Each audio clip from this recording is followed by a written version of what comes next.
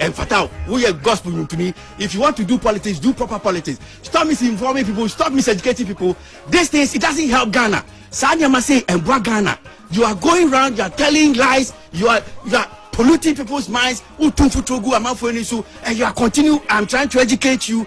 And over your politics are your politics. But what the man has not said, don't say the man has said that. You are still going around and you are lying. You are saying the man said this. I said no. I'm educating you. I'm trying to let you know the right thing. You are still going around and you are doing. I won't allow that. I don't care if you want to say I am speaking for NDC. I'm speaking. If you say the same thing about MPP, or what, I'll say the same thing. Stop lying. This is lies. 96.7 FM. This is Senni. Adia mami. For and Jaya because now you're minimizing. Ubisa Sokita minimizing. Former President Mahama. So yeah, me Mount Kasa. Now Mama Gaza Megovie. I am just me catch you. Me just say. Now Mama Gaza Megovie. It's your 40. So please, Mama Gaza Wahasa. This is not the first time I'm here. So if I don't talk, no. What I mean is, you know about me to say me Kasa who project me trying to Mahama Zwana. Of course. And so asema kan tie. Me say tie for na tie ase. We are gospel nyumtuni. Stay in your lane to gospel. Na politics now we yen so be so atiase ye because audio you don't need to talk about politics. Audio now no I'm saying that obeya nyabutre ne hwan ye na say what did I say here which is not insure na wu dware wo mu insure na so che wan hwe be faw akwasi nyabutre me are you guys trying to convince the listeners say don't stop doing former President Mahama one cancer free education any kwasi introduce one na me boy I no tie e dey na boy unti brofo no na the oga na never work dia me so dia ma no e unfashi mami you just came I'm on air what's mean tie I'm listening oh yeah what's mean forward me say forward me say forward ni hwe me say fad eni pa no kasa e video and I won't share. I don't even and now they are called video now. Share who say ono na kasa no video now they are ban is even blurred. You don't even see the video. You don't even see Blair. Any part of voice is him. That is why you are insisting. Akwasi. Now we need AI voices. Don't you know that people even generate voices? Won't you need to become a generate voice? Stop being no. You are demonstrating ignorance, and I'm trying to show you, say. Adena wo ye no. Obi na wa ye voice bi no dia ma. My pop voice. Who told you FM? Former President Mahama is against the free education policy. Where did he say that? Any yami boy, what did Mahama say? Any yami boy. You want Ghana Hanun say Mahama no? Or support free education? Of course. He said it, and I'll play it again for you to. Now, but I'm not a small boy. Abofra. Oh, if I don't talk on Peace Radio, I can talk. But I have to let you know this is not. That what? No, this is not the. I am saying that if you don't allow. Former President Mahama is against free education. That is a liar. Everyone said gospel you can come and sit on radio and lie like that. And lie about what? You are saying the man is against free education. The man has said he's against free education. And you are still insisting. And when I say, oh yes sir, may you have to also meet you around. Because you are misinforming people. The person has not said that. You can't even produce that. Nicholas, you've sent me almost 3 audios. I'll play for people to hear. You have sent me. How come this particular audio you can't send it to me? You have sent Nicholas. You have sent me almost about 3 audios. You are talking about the OC orphans. You are talking. If I will play for it. No, wrong. I am saying that you send this one. You can't send. You can't send this one to me because this is a concocted video. I am trying to send it to you. Must send it, but Maya, I'm so making sure you get. It's a concocted video. Now stop lying. Stop lying. I didn't think I was say. I didn't know. Wo sakana na wo say mefa. Which one? And what take Ghana Hano? Which one? Former president Mama I'm trying to educate you. I am trying to educate you. Big 96.7 FM. I don't know how much media for being it is not media for because who you don't know. Who told you? I'm not Ghanaian. You don't know. The man has not said anything. You are here. You are saying that the man said he's against free SHS. I am not the man has said it from me body. You are still going around with your ignorance and you are doing this. Stop doing this, Nicholas. Stop doing this. Stop doing this. Stop following this ignorance. Ignorance. I'm trying to educate. Don't say that. He's an MP. Obin to me educate me small. This is Nicholas. This is primary school Negro anymore. Who must come and educate me concerning? You don't know anything about this. What is going on? You don't know anything. This is the last time. I want you to stop this. With this, I don't care. You can say whatever I want to say. I want. Who educating myself? I am educating you. I'm not. Now the old boy and one guy said I started free SHS. You know guy. Is that what you are talking about here? It's the argument about who started I started 96.7. That is not what I'm talking about. Is that true? That's not what I'm talking about. Look, Mahama said free SHS is here to stay. Which you don't know, which you are going around lying. You are lying. Stop lying. Nicholas, let this be the last time you go around saying that thing. Let this be the last time. Let this be the last time. Stop. You are going. This is too big for you. Stop lying. You are lying. Stop lying. The debt relief. Ramani Mahama enka onye contest, but MPP voted more than against their own people. And only problem of a burning MPP for 80 more bad and wicked people in a good position.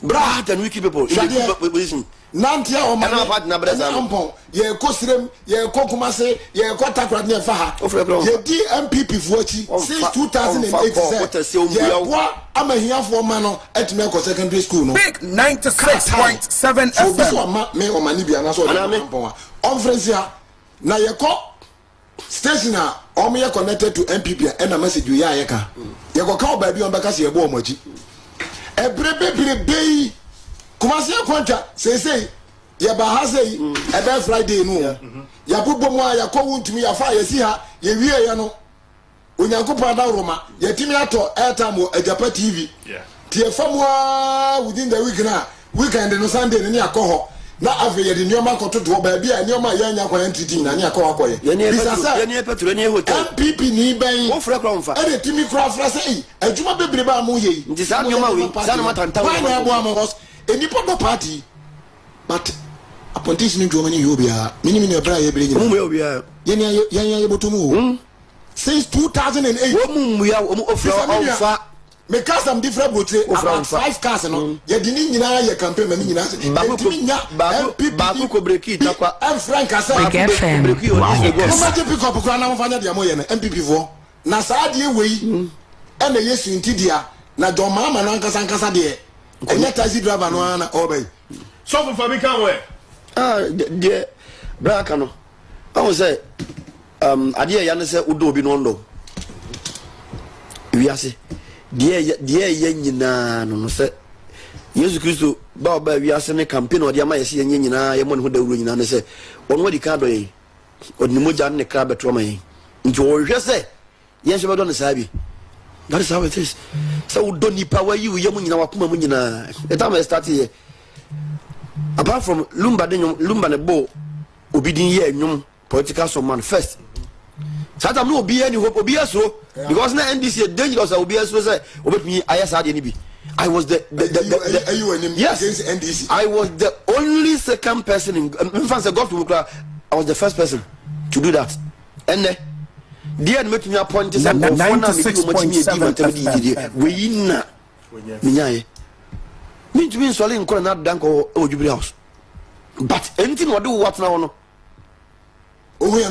because yani ebere no yet mean so le anobere tutu nko akokra na wa bere bi kro free US buy nche na wa sole nana ye tumi afimi dem nana me enye fine ntinga wo okon ground mi san ko tena no wo wote ho no fafo na abo se ni oh bra ka car baako pa yɛ omu ya wo baako pa kora yɛ de yɛ campaign ama nkrɔmo man MPP for 3 more den omu nsesa sa 4 months wey omu fa nsesa because bra dwumadi ayi de on oyi od number 2 dwa on na de achi yaudie for me ntumi for no kwa ebo yaudie for me ntumi for no kwa eburu ba 5000 yenkwa oba best start pro ba 5000 yenkwa oba best start program wey enu be yese 2 months mpo program wey enu be yese 2 months mpo yaudie for nko pro ba 10000 the phones I'm telling you ntumi no bebre kwa o ma na vre no o ma teme kan bebre kwa Big 96.7 FM. Why KASA?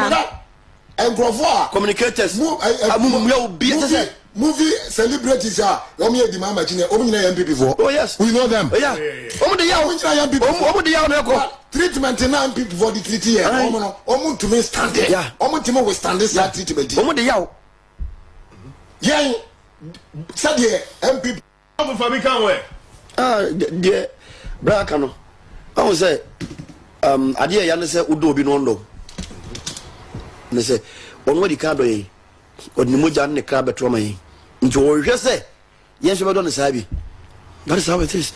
So udo nipa wa yi wo yemu nyina wakoma mu nyina. The time I start here.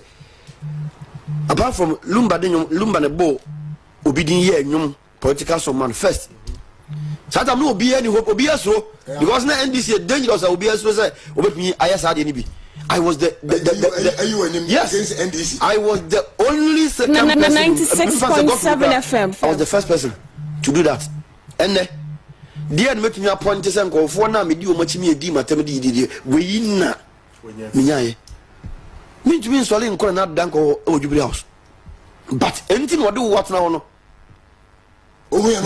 because yeni ebre no yet mean sole anobere tutu nko akokra na wa bre bi kro free US buy nche na wa sole na ye tumi afimi dem na me enye fine ntinka wo o the ground tumi san gochena no wo wote ho no fafo na abo se oh bra ka ba ko pa yedi omu ya wo ba ko pa kra yedi ye campaign ama nkrɔmo man MPP for 3 more den omu nsesa sa 4 months wey omu fa nsesa because bra dwumadi ayi de on oyi od number 2 dwa on na de achi yaudie for me ntumi for no kwa eburu ba 5000 yenkwa oba best start program wey enu be yese 2 months mpo yaudie for nko eburu ba 10000 the phones I'm telling you ntumi no bebre kwa o ma na vre no o ma teme kan 96.7 FM. Omo fa sa 4 months wey and rectify this situation. Communicators. Movie celebrities are Omi Edi Mama Chine, Omi MPP for. Oh yes, we know them. Yeah. Omo de yawo MPP. Omo de yawo neko. Treatment na MPP for the treaty here. Omo to me stand there. Yeah. Omo to me we stand this treatment. Omo de yawo. Yeah. Said MPP for. Oh yes. Yaba. Ye program no. Why na friend say yen dey friend mo na mo da hin. Na mo ko. Hotel boy say. Petro Krawe. Obi adwane. Wo be program no obi ayira. Na mo di suba tantan we. Suba kan we na nkofo nyina ate ada no. Say omo so mu di jo. Ane mo ne. They know. Big FM. Why KASA? MPP for.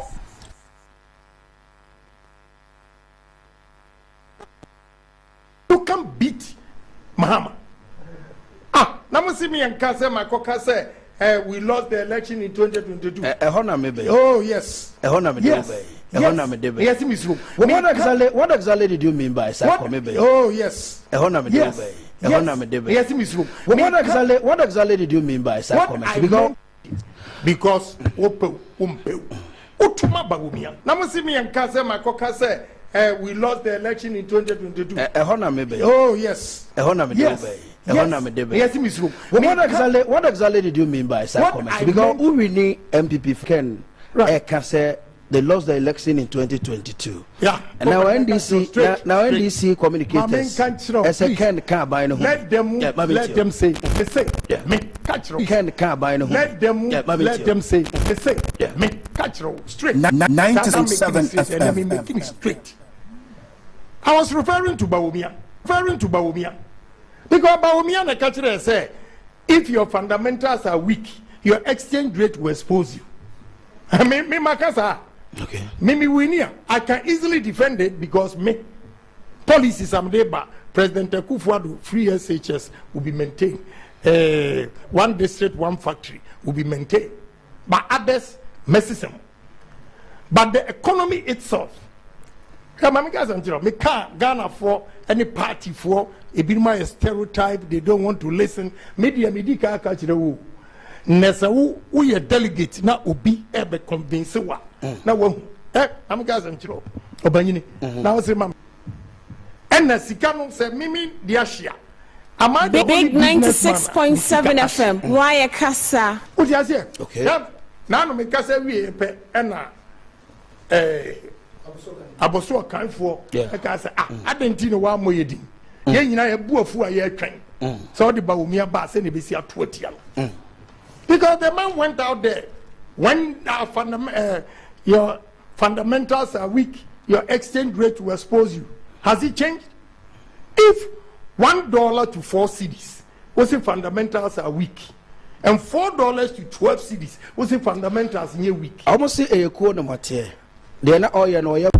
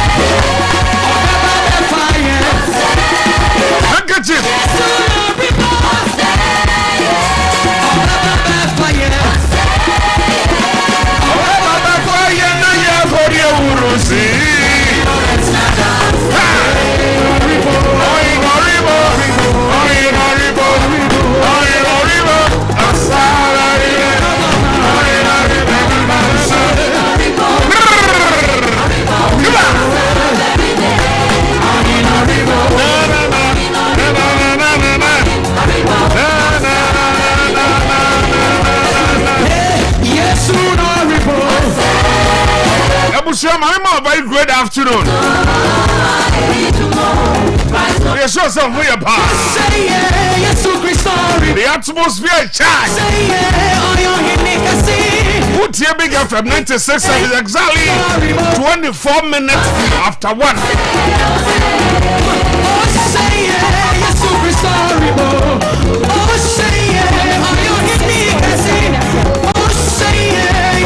And then 14th of August 2024. And then midweek Wednesday, a queer phone and the Kwaku phone and then your mother. Happy soul day to all of you. Mammy Dufie and then or dear queer. And then your queer phone who be out there queer be I can't choose over to my mother.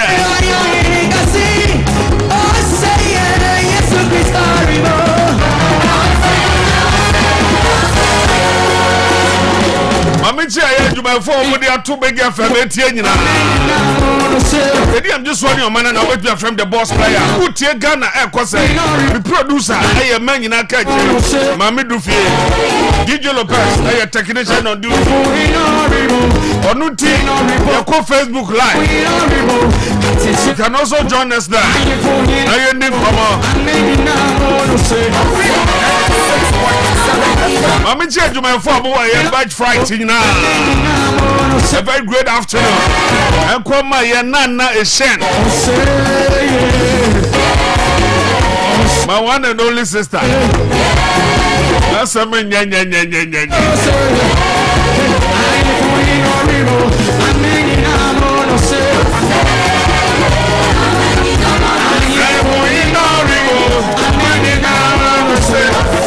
Okay, Jancha, you call a United Kingdom, na a marine, a mwakwa, would do a political activist. United Kingdom, UK. You are not for your Richard Kirk means Ababa. I bet to just on the 24th of August, and I end this America. Able to me, and they were manifesto, no so they are just MPP for the end of bus on the 18th. I was at the GST. I have the two political parties, you know. I was so bomb there now to be tear near where Wamau and near where so Ewamau. The time that with Nenya Bre, Neti NDC for the end so come. Obi on my workers were this idea. Whether better my MPP and also better my NDC and no agent also. But the truth of the matter is, wait in the campaign message at the air, manifesto no, and near my bob, Namiko school, SS Namdam, your compound overseer. Intino, Oko can say also go a noom, and some never cry, make a can cry, Namin baby free. And some no, because supporters they do it, you know. Almost some no more catch us a cano. Why wouldn't you say they don't to me yet? But Jack, I was all to me because table no so now my phone said Charlie, Aquanu the no one some more. As we winning, fantastic crowd, be winning the simple crowd.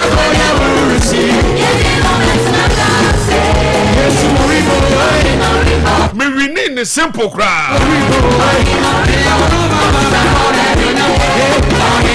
I'm a co-competition with Luzo, because squad now, now every manifesto made the name try the crowd. And you'll be over 3 years. Ah, yeah, the two Abama Tamane, all from one, the two Abama, no. Or no need that I'm going revision, I'm the buy. Me winning the simple crowd. Yeah.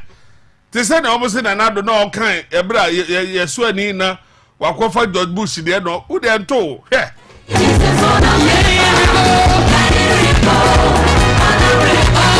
The two political parties, you know, whereby they are way so many there.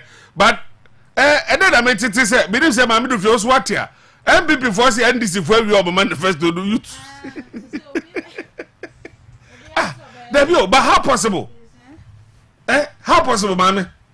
Oh, my minim there. So bit me will be NDC for there no. The youth manifesto na there ba. For main one no MI. And NDC for so maybe before so maybe biom. Now say before am come youth. The question that maybe say NDC for maybe are. omo manifesto no ebi wom and obi na waka tere wom ho na pesa o kan obi na firi wom ko ka obi na wali kidi amomo because me no nyina e prade ba ko me ni wodi a wodi ba say ya pase ebibi wom dia ebi wom wa kutie Abdusalama o say so omo kan omo de ni bia omo hu de ne bia omo pa che NDC for this head na aba no ti say bia na NDC say a wa obeko that tertiary no first year for ni na level 100 for ni na omo absorb sa cost no admission fee enti no say MP for the omo de no ba na ehwe details no wom no na ehu say ask friction bi onom there then it is oba kwa wi aba ko na ho na di card buy ene ewu say ho di card dey ba out wa do dey ba out no e bia mo ba say ka we say mo na ma copy o say ne be ba dey no be say it is say we bua na say we bua dey here so mu wi say yam pass dey am say MPP for so be ka the same thing then you judge from the two no say okay we dey do mo do say we dey nti we ko fine no di ba it be we ko we tio obi odoma odno kuta concept no okay but concept no kuta no se me na kuta concept na me dey adan ma wa untumi nye because me na kuta concept no untumi nye ni enti no se wa ukuta de no una obetumi akyerem ye pa enti na me ka se ya twen NDC before de no so na ye fan to mienu no ho ne we se omo mienu no why the we away because don't forget MPP omo manifesto 2020 they even said say omo besi at deben sentence so deben e mako 10 where dey ukom sasa sebu ya no mbuefu omo so besi mako 10 MPP for na kai obi omo sibi na yenya huye so mutimi ka say wo ezisi na no mo track omo de ba na send bi wo yes no nso ya yetu ya ka ho asebe yes he for the betu ni e shom tracker no wo man na tuye wo mu na tuye you di ko tracker no kra sa ayedai enyo so na otu na say dan ni bi ko omo flow so omo nya nsise ye nso omo de wa tracker nso omo wie me say udupu alugu a ajana wa dan no omo wie buku no mu de no ya boso but in reality no ye tuso na ya na we ni fo na ya na ye ekoye sa ade na de na mutumi twa ntrosa u say na no because enti na because omo do say that no be say ade na okoka che ofuriata say gendu park say debe no 90% complete ko hwen kantie display o ho no ani so mo kwache no so I say enso no omo ma mbapa no information say 90% complete 70% complete then I can say about commission bi so the people and no Subin MP also the same betuja also the MPP had the men but Danado never deployed them when you sue am wa for so that it sometimes some way no na they no tear na dey say omo you so omo na ye ne sa na exactly Enoch fra so that asema MPP aban na ye adwuma but one more ye dey adwuma bi ahye om set MMDCs no government appointees no it's a sample similar to than justice report could be asoka omo to aba obi ti say mamencho obi ti say you can say MPP general secretary MPP Mr. General secretary of Western region on friend KOT say dem and ededesia yel and ya party you can say Isa Fusini look at the way they are working now for compare mama na oye ayokobotwi campaign ogobi nti na chese we have to nkai na wasanka you use what papa usankuma papa usankuma campaign so ofri sekendi ko he japa mesa bre enso japa besa time no ebia no ono ne de no dimbi enso no me no ka so to UK adentina ya na ha my side we mentiase adentina ya na obeteke over wi a omuja omo amotete omo do eno na edu ba bia na ndisi Joseph Kujo we ba na ka yi ebre na ka udu NDC for no na mo ka se omo ebidun pedifo no bi abro because NDC for no so Saint Jerry Mills and Mahama time Western region has a pedifo no bebrenya positions I can point only a Totobi no the rest of the people who appointment bisa say enkwala ben no mo boa obokrum has a Western region It is a woman government appointment. That's a wool neglect one more year. Oh, it's now most take over now. Because see, in politics, I was so to be raised. Yeah. MP for to know say so Musa Nanado. We're raising Kwalahe, Abuja Po, Samuel Ku, Anthony Cabo, nominate those kind of boys and those kind of guys. Nanado never raises our boys now. So I say. But when you talk, men also started that thing. Mahama Nebian and say, no, so I saw count for Ben. It's the issue is say, who are Benmoa? Bobi. I don't want to mention names out Western region. Bobi. And this is for specially Bobi. Oh, Bobi. One way and I say, what free power no crown. At least one panels or Bow. Says I'm not going to fit it last way almost that year. It's a saying. Because of sir. Lunching cannot bab and also now a host nation. There's a lot on you. One the way I call the car no car. One I can say Japanese a cow. Hobby cars and quan inflow I see. Because only human so I said, meanwhile, Obi will tackle there, or your appointment or 10 client. So I said, or 10 client. Meanwhile, so the young year said about power government about power. And it is sad. I don't think that. So I don't know who else added it. And one year to I think that I near to because fuel no and you'll be unable or not able and they'll call up and down and they'll call up and down. So I said, okay, say Capmunina mum together. Near was okay. Yes, because I was the region. So I said, I was the region. It's a idea, him. Nakabua Manu card, no Bison of Hanya. But over here, Kobe car, what a number, and they'll call neighbor. It's a point is somewhere. Are you covered or nam? The same crowd or no poor or no so per se. Ye elected no as there be Oko as BB. Papa Sankum, I say by no second. Ah, flag good call. At least a my way a Jogati, Uncle you. But only way nam. On a bugger, a bisu. On nam.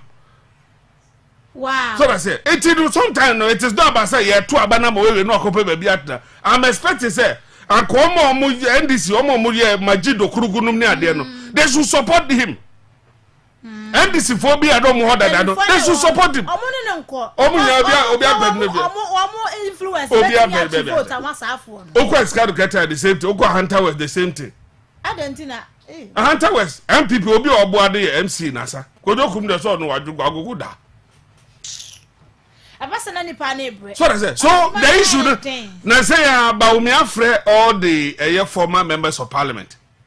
Correct go for koi. Omun do 15 po. Ade. Omun ni Ghana hana. People are peeved. Okay, yeah. And no crack. Ebi a peeved. Anything I won't feel omun. And no crack. And this is for bebre because of Sadia mano. Na sa obia omoye onipa no so ekwa ono so na de wodi yani ono so ne bras na obi ba ono so bayi nani say no na say obisa say ade de tisa no no na obisa say ade na ki wa mpanimfo na twa to a so nam so enti no wa me so me kofi obi so ba me so me mboa na sa na de ne say it is sad me and come here me ne president come here I will order for everybody to calm down apo and the JFK call Bonua or say Africa. Now, who crowd your general secretary? And walk who are there, I'll say, don't force me to mention names. Watch a cry. Watch it. Walk on Bono region. Oko and what was appointees, they have not touched base. And you are saying, sir, watch it, or watch a cry. Yeah. You see, and then no man may say no one is there. You see, sorry, a political, you can say parliamentary candidate. And as a member of parliament, now could a simple so now your mouth Mike. Now one yes and be now cause Oko attacking Massa, we will go to the creditors. I'm telling you. The way in your video in the way Baba Betty to Wahano Ubenu and Obia, like I said, Obia and your Bema is Obia. Why? Yet mandate the amount, Sakuja name. After besides among accountability, no more grateful. Mu ya kwa na mo pesa mo chese ase bu ni pasi enpo. Why? What out ya oka? Anya me bisika na de wo do ma ko gwa bruchi. ada mo ba ye humu yes e bi ba kwado mu ni dan omo da omo namfo ho na bae bebre ono wan bebre omo ba omo de da omo namfo e dog fra o ka ya onti e no do ni mo bebre ba o said ne obi ba market o pa keka no ni o je condition desi so no top petrol no ko jambo mumum bebre ba ene ebi do birthday kom do ba ko UK no ko di birthday no masaba ene say we shouldn't complain no so la mo say juma na edi the country where a man dwane nurses for dwane dwane ko ga say abem bia ba omko but not this time ade they said anado aya ma ye achefu ekura bi wa ye ko position kwa ye nya ama ya mamu bi okra o say men try kra there be edo de odo no side men try brother because I guess I nya ye tumi maybe because ye nya so abi unya mpio obedi wo there be the time so ba say unya obedi we no mun kwanza ubeko aya no busa ngofo say obi ubeti nya obeko unya obeko o ye mama me hold some time sir eh oh my let's say how that this no say say we so for another politician why they said we all got I don't know me there so they suffer the ultimate nye why so but me I say so you suffer me ya o dey me o brother hello mama no ba o me so dey me o na mo so ya o dey me o na dey mo so ada o my dem chale it's your politician almost say so maju no mu just to be no mu ye no because chale boys dey bre chale mo bre boys dey bre pa cause say o mu nyina itu ye pedi ni ma opposition hwe say o be training crofo fa boys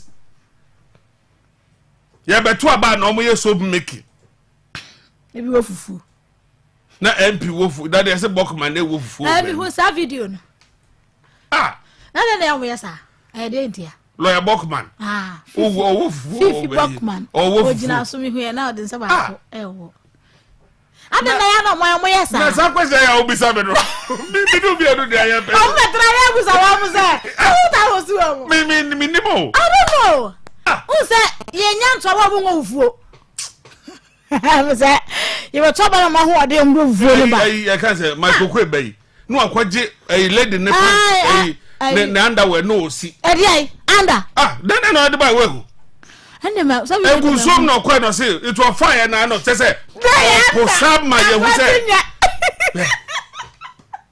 ne be dia no no okwa again no so so ku ne no to no see to say hu say MP aba vim parliamentary candidate no and of fire opeja na ya na say what is it fan pasa o come na dan so what the gum what do say go to a year bia no ye dey koyi it is on top of this they should stop they should stop politicians are organ how say ni man o manya and every Saturday we refuse dey ko see o si we no si we dey na we ba ka ba nku nyina na bi ko efuom na makobo koko sanko from ba mu wi amutu ntia o mo so Ghana we nya say no ya Bokman ko fufu sere adentina ye abatoru ndu so nko fufu na me ntia ase me say we be pro ni panaji fufu wo sese na fedu su ko wo bi onu so on de mi hu ne de onu so ko wo bi da bi mi hu ne de no ate no mu fufu wo do afiri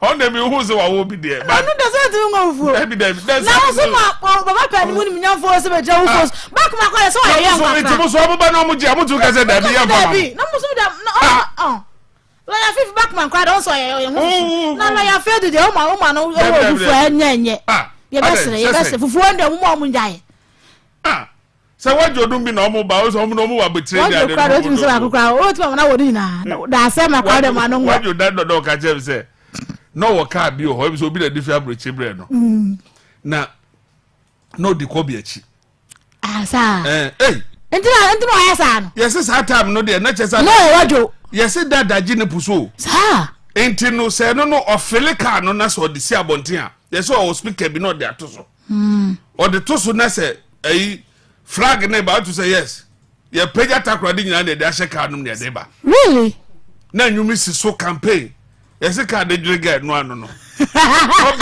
ko bi fi akwad But and you. What do you pay? What do you pay? What didn't even pay? Yes, in the whole town. Hey, the whole town. About who crowd draw. So the issue was that they were the people. I draw what you say. What you? Now the issue was that they were the people behind the success of the victory of that man. So my friend, and I didn't buy any of my free mo. Yeah, you know, since I don't know. Don't tell my champ or Canadian. I've heard the worker. Oh my, mammy can't say what you say. Ball when you are ballable. Now also how about man saying ya. Now, sir, what you a call ball man is about any. Now, what until well better I would do. Who facing out my own talking. Now, what you don't know, ball. Also, the ball. Now, yes, walk ball, call your gallop. You are call ball. I'm going to say gallop. Walk ball. Jay, ball. Ah, be so Bobby. What's up about? No, no, Faba or Bobia. Fine. I don't know about Bob. Oh, so oh, be say, Bobby. But Mamma want to be because no, and your crumb and is packing. Oh, be say, Open a born no qua, I don't see. Only the campaign now, Mamma and I can't say those all you. But you see, put a fan on you saw the bomb. Ghana for the mountain ye. Politician, no more Jumano. One, Omen say Jimmy. Tie, politicians no more Jumano. Omen say Jimmy. And it's no to my comedy. Not 4 years, no Samba Pama cross at the mouth. No Obama Mosca, no Obama Wolf Farmer. No what to Obama, or too many we are. Oh, friend, Cromfa. Tia Sana Kanye.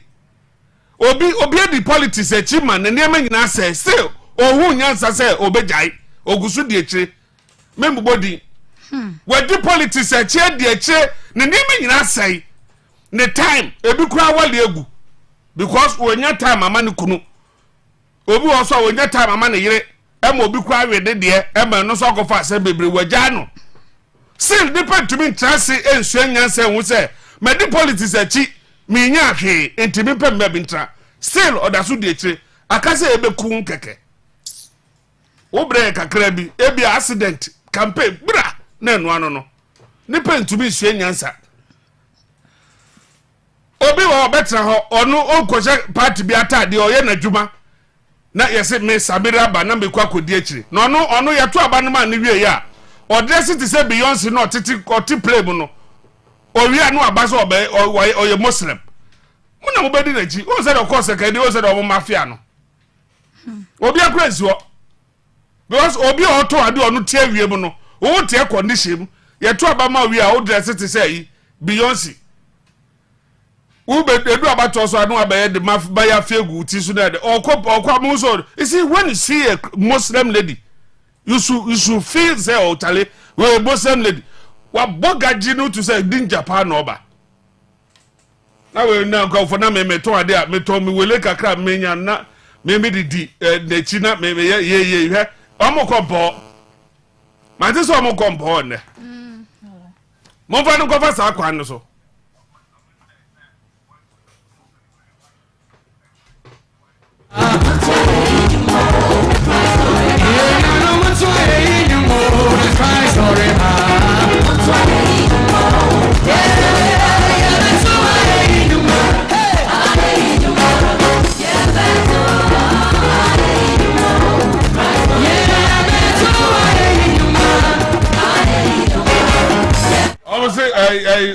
what you can do pay. Yes, I'm on for who. I think if you don't saw you because or no mayor now if I don't the won't face cano and for bank on trouble. Now, I'm going to papa de cry no more party them back cry. I've been this why? I did the Charlie, young cobrush. They have got them for Indian.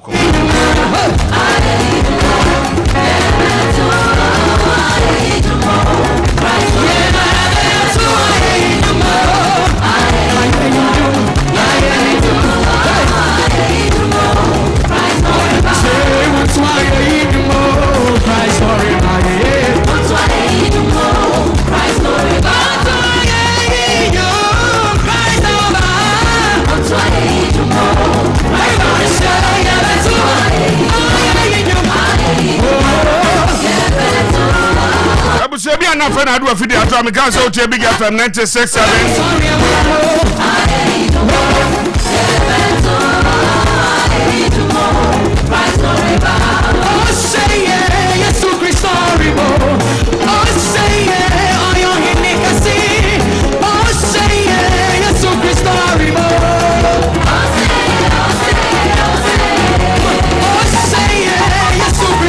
Alright, Yanko Manosram and Marie Amwakwa Boadu, a political activist that was United Kingdom. Inni and Komo. Marie, a very good afternoon. Good afternoon. I'm about to say. Yamia Dumo, so You what do me? Yes, you pa. Yamoha, Emwakwaba, and Famra, a Big FM 96.7. Yawo, a year Takradi in the Western region. Na yadia and 70 diam say bebre na ebobo ede eba minim se wanya ntia say your renal unit e wo e Ghana ha no and as a Kolibuno is been shut down for the past 3 weeks. So far we've lost 4 people and yahwere e wo mo e wo sa ensem no mo meanwhile no so you say president and a former vice president Dr. Mahamadou Bawumia and so the boss be by say obetumi ahwe. And he made that statement on the 3rd of June last month. Say if this abre de kosibra afiebe ko da wie no a car a da yes as a dialysis we no so no aban be through NHIS no afasaka no it has become another catastrophe. What do you have to say on that? Okay, but share na me share with you phone na. Catastrophe dey be na ebenya ye na enipa no nso de so nim se me nokora na me ka akireo ebiom besen wu aka ho me nim se wa wo video bi a enra etwagu a asenso boache echiche sika otu sika gu ashanti yeah scan and they will finish omo we are no mama say yen tighten a belt because of mine more they understand that is it, and that we are turning the corner. And you know ministry ameka ho the ameka ni say nipa no ebi be wu aka ho mo nya ready. Because say one most penny me and penny for nkasa emi yen setting yen priorities right there say ya never ban me you know yeah they me work on one no adena you can say but we ansem o jan platforms so work no e bia obisa MP before they will tell you say yen na yen ya adwen say be pay but one way or the other no Mary I say nsem no kan ene adebeche no o kokoko transia o to say they've even said it before anya juma but okay those people who talk about it and that's all my bekasafa no will tell you say feasible be ya juma is say the other side the alternative no nya papa ntimi enfi omo especially with the 24-hour economy no crowd ye fantu baby na ye ntie wo mo masem no Miriam, what kind Dr. Arthur Kennedy book na your friend no chasing the elephant into the bush? Into the bush. I'm saying last week nam nene din kobona na or catch him some of these scripts there. Right. And you know this and you know Miriam Ghana some dear to be honest. Say no me baby I said them abebo buedu no because of years citizens and ankasa no. Onim no kware na pa Ghana nim no kware no but ma wo kwan ma wonka because ne party na dey ja wo mu ne say omo na yes no ba wo me ana ba nso a anko mu nya mfaso obi amfiri ne so emfaso bie ne wo benya free ba wo me nya bi na ampo mu nyina complain say no enso still a ne party nti say ono no ye be announcement say the party na win ba wo me ana win amana boy nyom atwi soroku asa 5 minutes no ero na wo mo dwene ho ene hia no ba so do akasa na sitire mu de na sitire mu de mfa ne ho sa wa FM why kasa Ghana for be briagia ade na enye yi de tia na tie nti o de amanyame wa resign wa brabom o de amanyame enti de ye kase you know ye hwe economy no yan sesa aban no say ne ye no sa na wo say oh debi won say ye kura o de amanyame enti ba wo miamra sa eye ne party sa ne ye de akire no sa ne ye de atete no de won program no ti ye nya ne sa o kasebo no na o ka bibi se wabamu ye bu e wo Ghana ensem ho ene de we aneme ko no findings ne de ben na hu no say as yen sheda nye ne yi ntino ama aya no why disturb kakra as a Ghanaian. Findings ni be for example, some of the defense are MPP for ni be putting up for example, the Ejapade document. And there will be forward day and a pay will be a forward day miracle abwaji video be their brem so yes so no start 96.7 FM. The next chapter. Not miracle abwaji dina hona o defend this ade no NDC for na troye. Nyansa be ne wo mumnua. Nyansa be ne wo. Enti niama sa na mama be mubu. Because then it means we are not making any headway. What you say, we are not making any headway. And the fact is the miracle only no carry no. But what or banoba be 2 foot road go from medical Ghana for me. And you know, and then we share sometimes me share ba wo me or come baby a crowd sleep be a dinner chine. I thought the crowd will be, comment be in the background. So this is what we need. And I'm like, really? Ghana for binum, like really? Until I thought I big 96.7 FM. Barry, what the politics a church? Mama mi say same way say, o say aya na ka bi say anka ye beto abaka 4 months. But you say me say me gi a change dan che bebre sa 4 years ago ya na me take keen interest. All right. You say ya na ye beto aba e ka be 4 months 3 months bi a obo say obi ase ye just kana gumo. I say nebe mo go said the bear some of the voters no ebe say oh nebe mo ye nanka aban no crowd they gaining more vote any other but what trust who do you see said the MPP no enim say bia Ghana for no complaining to me to abaneti o man say they know say still dem more dey but omo no omo betumi aye nema no enti no be wini. Oh, there be omonim say somebody disappointed Ghana for. It's a fact. They know. Oh, they know. But you see, it's one thing knowing, and it's another thing accepting. They're two different things. They know, but they won't accept it. That's why the president will not come out to apologize. That is why Ken Oforiatta will not come out to apologize. But Wumia will not come out to apologize. And then President Mahama Akachiro also rejected their finance minister, current one, every year. They know.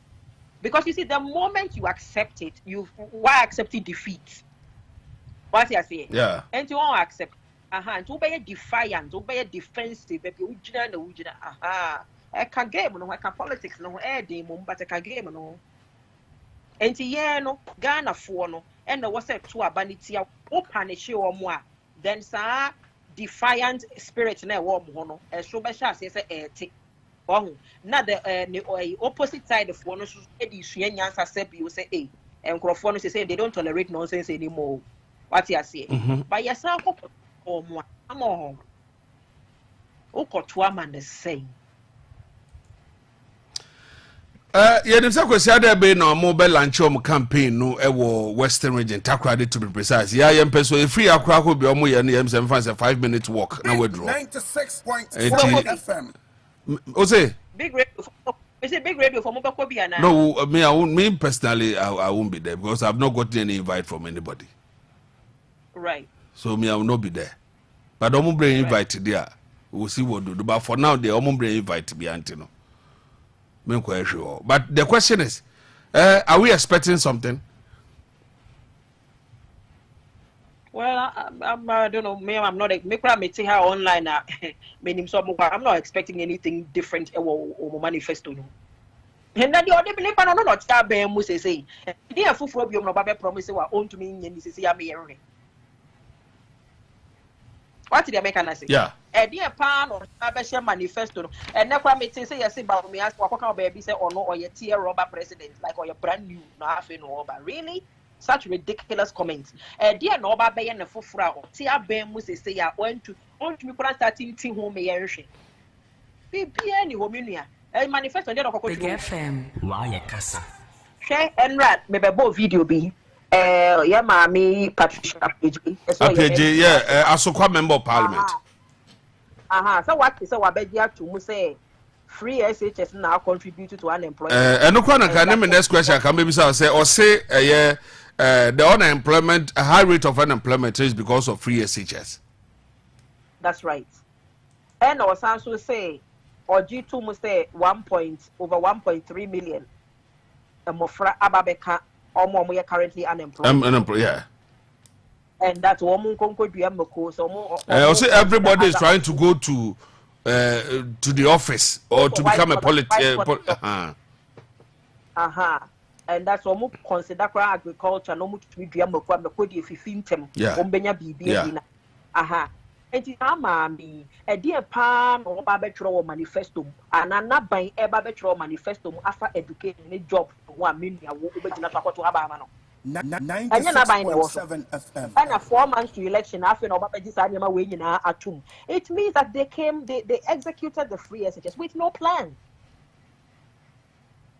With no plan, because all more bano, so no money is unemployed for you from President Mahama from previous government in and today and she said no more year so that enka almost quite an one, again she said no more year to absorb those who were already unemployed. Two, again she said no more year to us and almost so free SHS for na graduating almost conquer statistics now. And nipa bisano manifesto ben na wujidi so de bebere or no more is accepting the fact that I didn't go. Meanwhile, she was in charge. Because she was in charge, and yes, on the minister, not buying and in charge. She is part of the Abino. Adiana Unkoye, she's at the Senate. But she's telling you, say, give me another opportunity to do what? 96.7 FM. Why a to do what? You've given us your best. The best is crap. Unkoye, the best, you know, is me person me hano French ni bi baba me ni baba. What you say? The best na modema ye ne serve you e ball so niema. Say wo see yan sama umra be ye den. Obey den. Other than say ho no omote no. Perks na omo enjoy. You see what majority of them cannot fathom is the fact that they are going to wake up on the 8th, 9th, 10th, 11th of December. And now, like President Obama said, there's no bodyguard opening your door for you anymore. There's nobody waiting on you anymore. There's no parliament for you to go to anymore because now somebody has won the seat. And no one here. That is what they are fighting for. President Obama said it. I'm not free akunyason okay. Or say presidency, you know. The woman pan say ya what and I have to abaneti and 96.7 FM. Ya you be a car door mouth. Ya papa won pabo ahoma. Ube didi kwa ubi pedi and na shewa no. Afo obi akọ. Said they moved on to the next person. That is what they are fighting for. Because ede now one can be jam. What be anyway? Yes, so honey go and luma. Ube sorry to be from. I just away ni papa.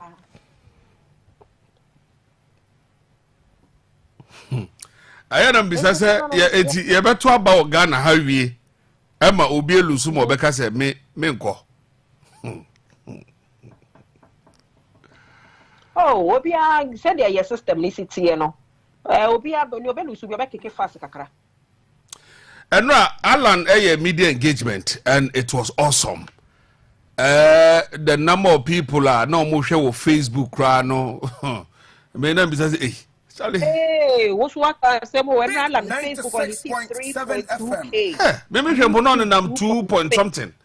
Yeah. And I'm like but I don't know how is he playing here? Say ebia number ni nyina no yankofo no mo pe bibiete because sometimes ebia obi wo information ministry kwana or yeah there on Facebook live kwana endu 100 and 250 mpo.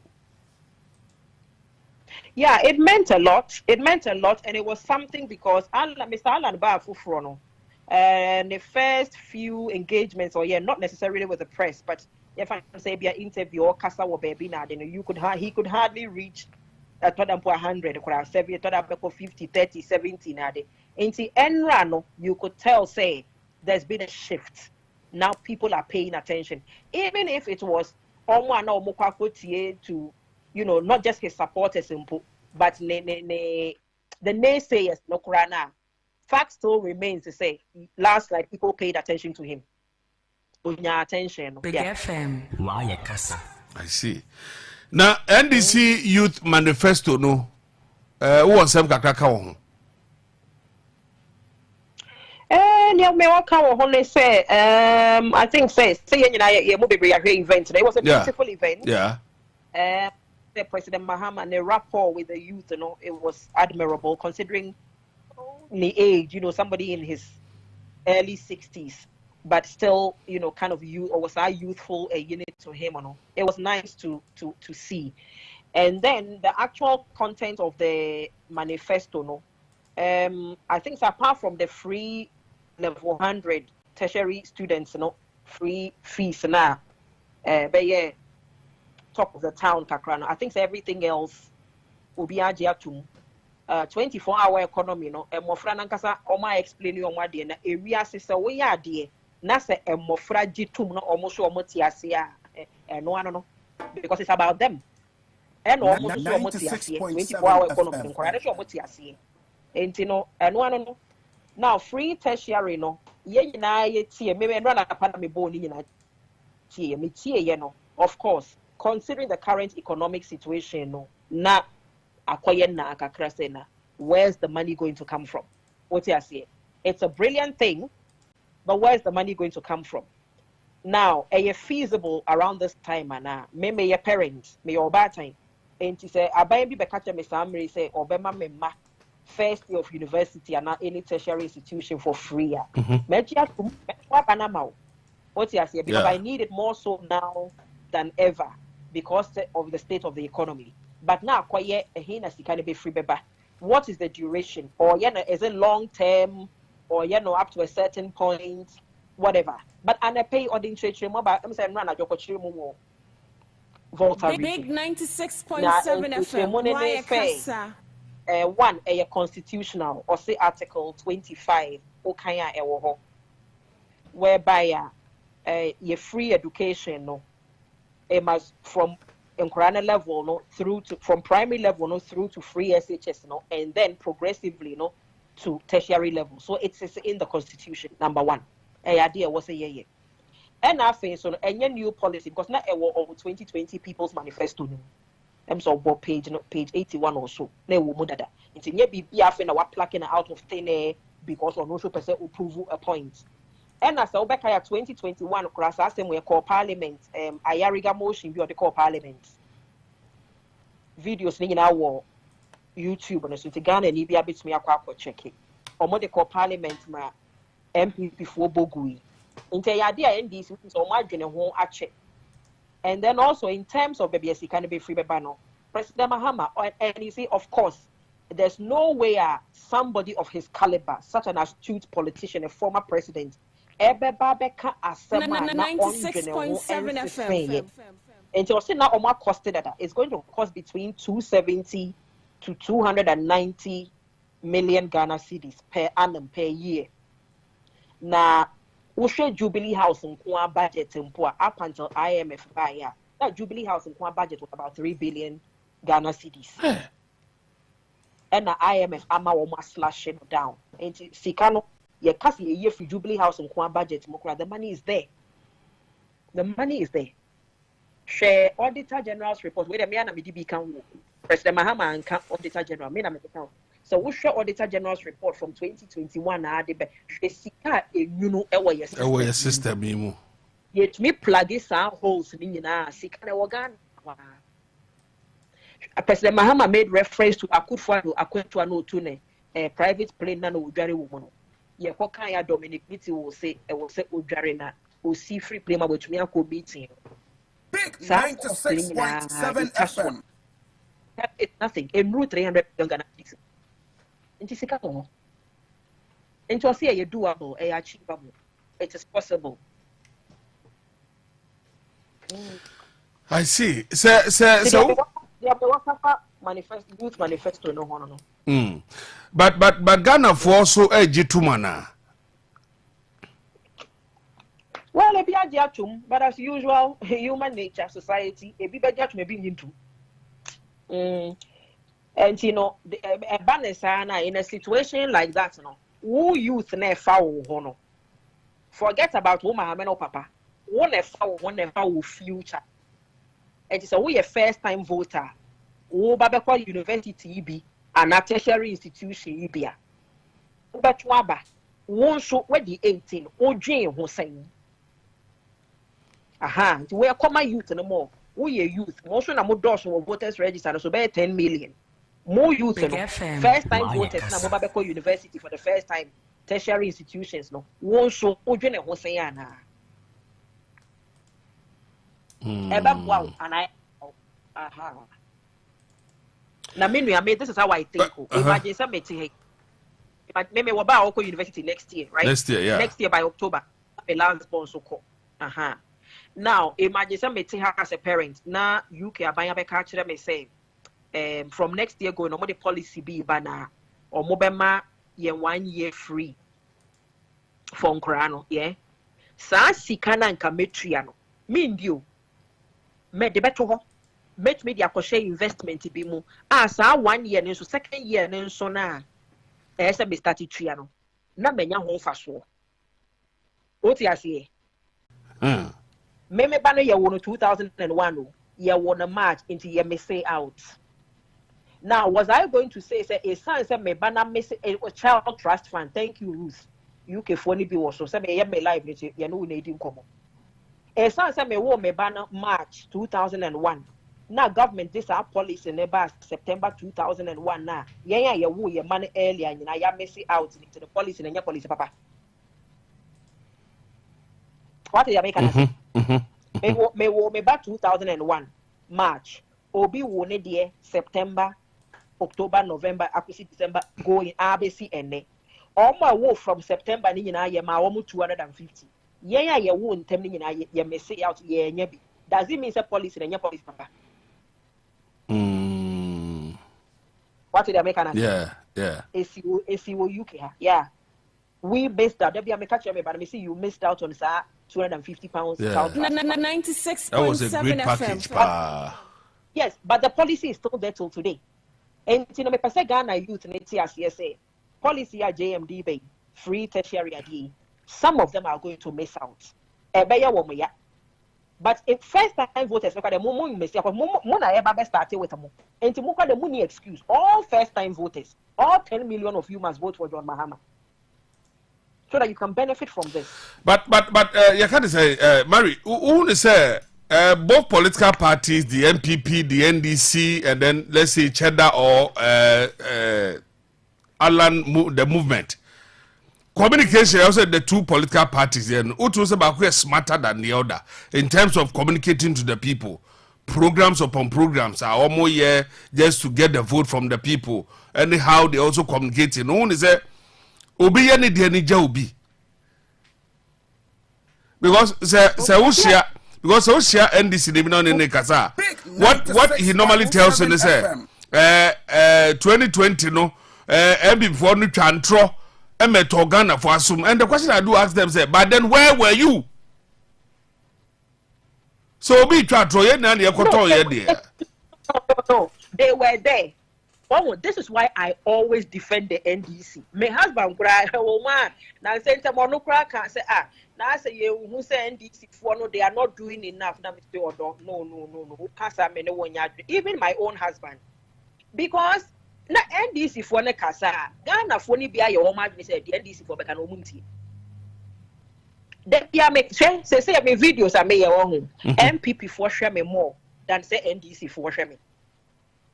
Na MPP for na ehwe no Kennedy Japan supporters and Alan Martin supporters say afi na ye di honorable Ken na ye di Alan no and ama afi na ama nipa bebre pay attention to NDC enti NDC no mo KASA ba na nkrofo ntie Big FM supporters but other people and other parties MPP for na they just don't want to hear they just because that's how Ghana for your agenda.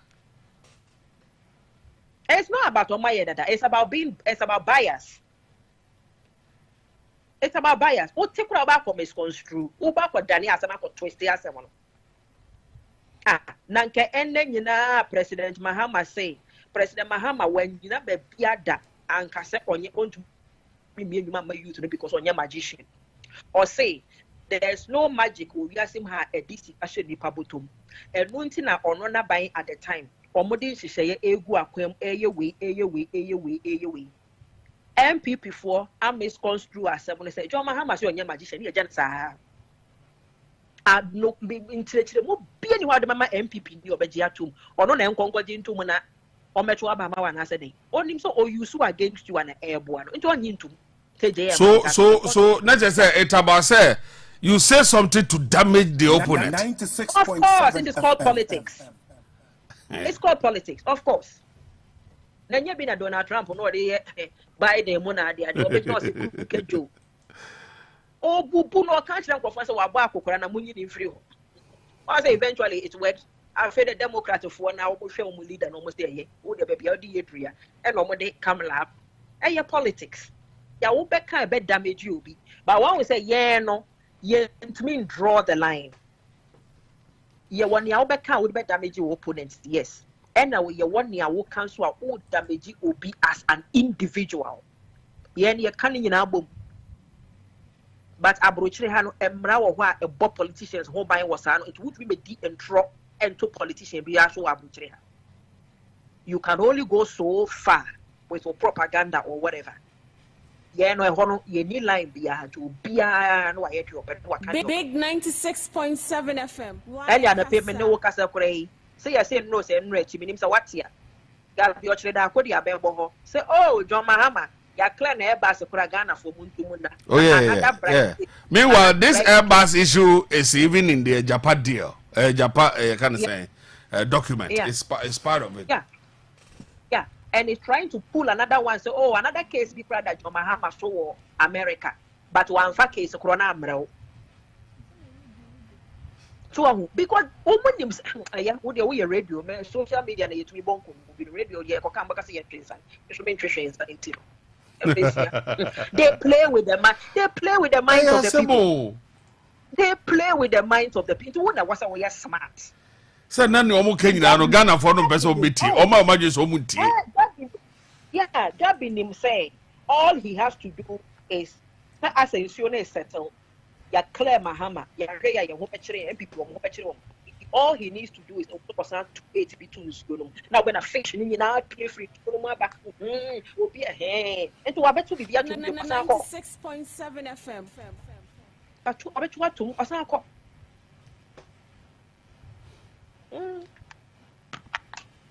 Now all bet to Atumono, saying your honor and a beso so. And yen a year and an adjoa and a bab to so. And then yen a baby and a babeso so. And your full soldier for an a babeso so. That be close. Only. Enya gabi kwa politicians ni na NDC for kromo so magro budi OBN unless unya politician unim adia sa obeto atum ko fu soja for we jama mo fanye de mo pe no mo so aba han sa de ko Yamra parliament dey here there after here when the benya majority in parliament.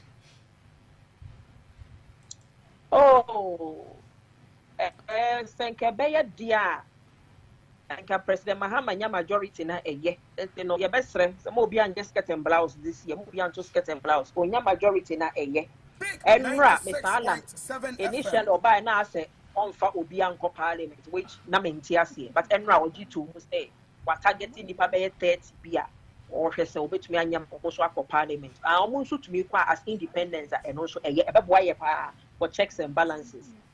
But the TABR MPP has to be the minority because the person Ghana force and Kebeya. The mission is that we are punishing the MPP. We are punishing them because when we say MPP for now opposition, you better than prosecuting woman. But when we are never prosecuting Gabi Ochredako, and Ananas and TBD too. And I put forward don't do better prosecute. And only ask let's say Yensikani in Ashe.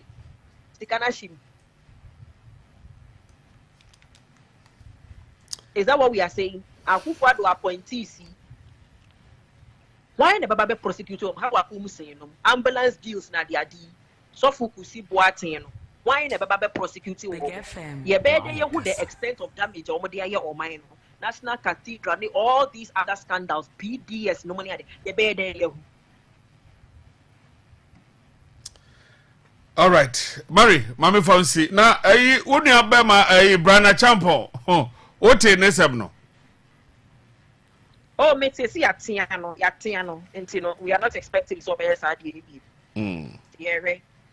All right. Yatiano. All right. Mami Jo is now. Brian Champo, or T and catch or T and Car, or Brian, we a coward. Now, me or Babby, see, I can't match me at Tia, sister Penny, my Tia, see, there is some phone. Nina Kahubi, may say, or be a peja to the Rock City, no more. Casas and some phone going at Quajay. Yankaso be uncle Pedjan too, but Mummy and 2 or more by so now on fire humble themselves. All right. Have you ever asked so dear do come on? All right. I was at told somebody Maria Marquabu do a political activist in the United Kingdom, and I mean, no could drink more. A Ghana Echo say Jumedi so here live on Big FM.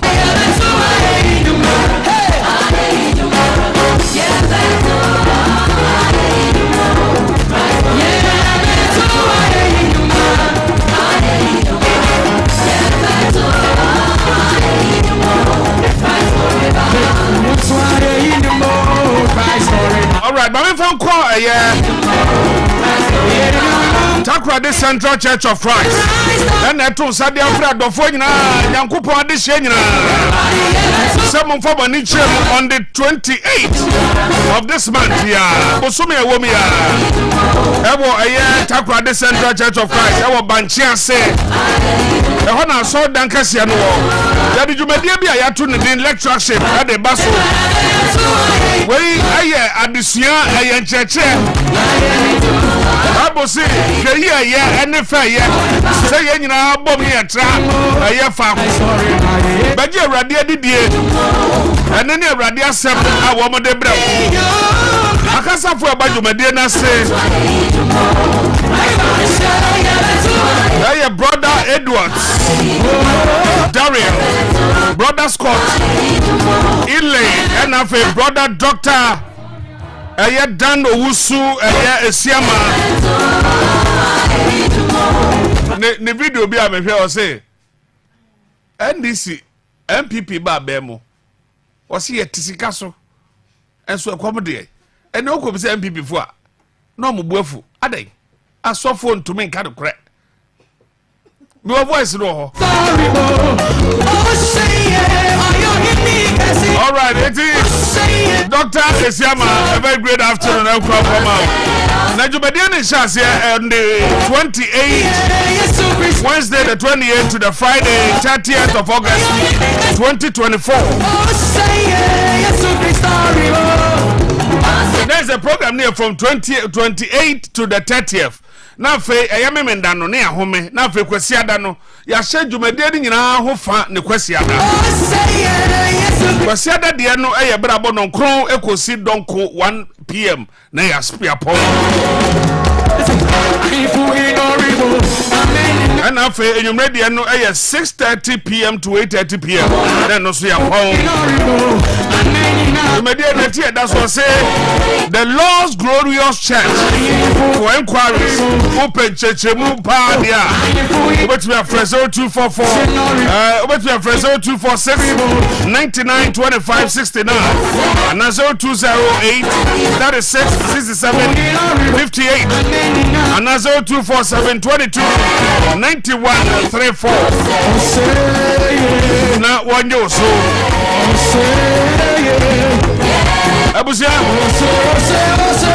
God will meet you at the point of your need. And to me, you who free. Everybody shout. Men town can say, we're a Church of Christ. I bet you too.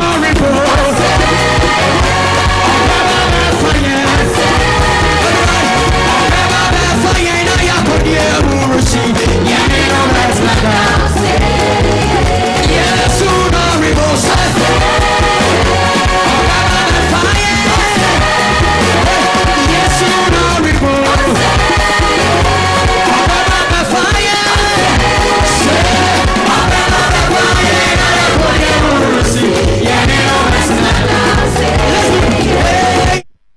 wo say mame chow edan a ye bugu ya sana omutu aye cathedral amona no edan hodo a wo mu dwigu fam ansana wo mutumi tu sa amona ya yehu ewo aye cathedral amona ya omutu ye no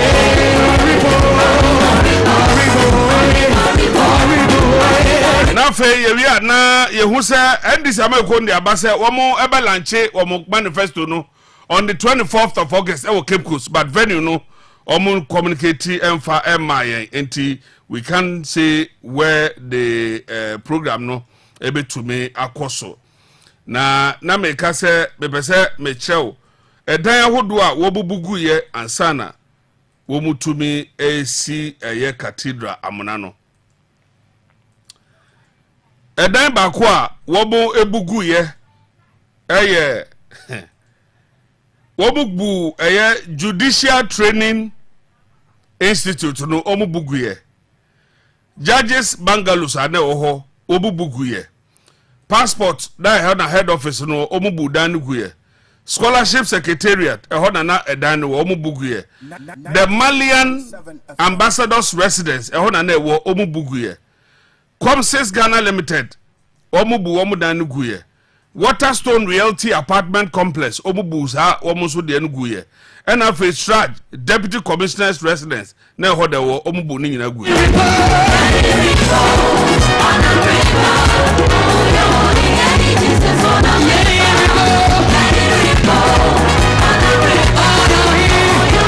Ancha mesabe tumia kaya Richard Kirkbesa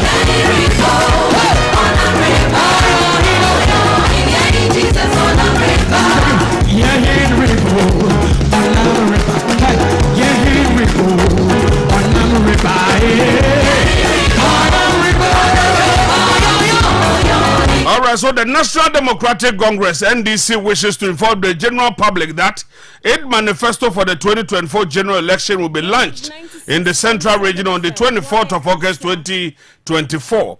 Now, the planning committee responsible for the successful organization of the manifesto launch comprises 1. Dr. Peter Buama Otukono, Director of Interparty and Civil Society Relations of the National Democratic Congress Chairman, Barbara Sewa Asamoah Esquire, Deputy General Secretary, Member, Comrade Same Jemfi Esquire, Communication Officer or a Member, Comrade Elikem Kotoko, Deputy National Organizer or a Member, Mr. Ludwig H. Loss, Director Protocol and Logistics or a Member, Nana Oye Bampo, on an own friend, Nano Oye Litano, as I say, no Omojawale into the Bampo, Akofan Papadino.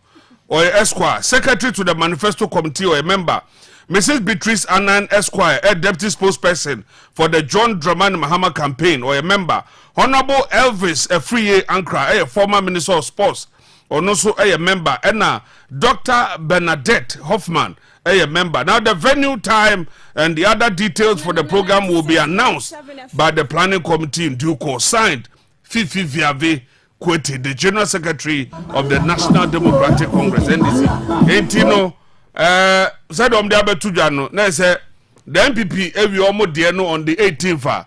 Now the next one no NDC America on the 24th is live. Ewo Cape Coast. Enti mo amobekono. Mo start nya hoboa na obu okra otitakra don ko Cape Coast da. Asem na me ka de me watema no obi watema New Town onim tema committee 1 Debbie udi kwambia na wo say wote tema New Town unim ye kan say community 1 basa I'm from kwa ye vema plus na me ka say wo mo de say wo mo aduro ne papa pa esan say enema hodo wo mo de ye ndro ne kama enti no so yo bia what you say mu pai mienu a bobode na pe prostabate capsules and after S drive capsules no yes so bema entumi enyina so ayemre bobode na pe S drive capsules little capsules no enso boawo ema wanum kan nyina kama afi so dinat no enso ba ne de se de be ya mubu nsa na mte yawa eno betumi aboawo ama wo ho etumi ayote bobode na monsa entumi enkabi nimde pharmacy crisis the answer honum na akwa benye bi open do to afre 0244 370-702 na yema wo enema no enyina ensubi. All right, yenko amano so na me ne yewra apiabodi ne train chese enche bia na chese ye tie the knot together gidi kra water kra there. You gidi kra. Oh, educationist and also a historian, one of the solid guys in town. Bro, a very good afternoon. Oman, good afternoon, sir. Now, I'm going to say. I'm not doing here. Now, where the need there are a month for a mini wedding. I said, a beard, the idea of grass as if someone aware the Omodia.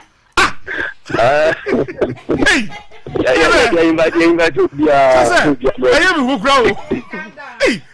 a beard, you wedding this is as if the wedding of Omodia. Hey. So,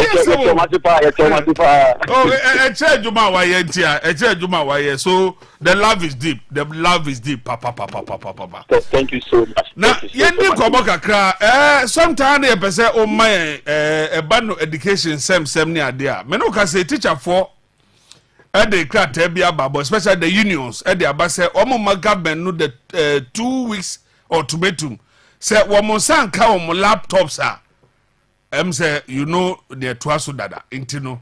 Sansem na mibisa say, Adena, abandon the name maybe because, sir, I'm afraid to say one laptop, one student, he say, me who akolebia, ukuta laptop nibi. And the promises no so go so koso.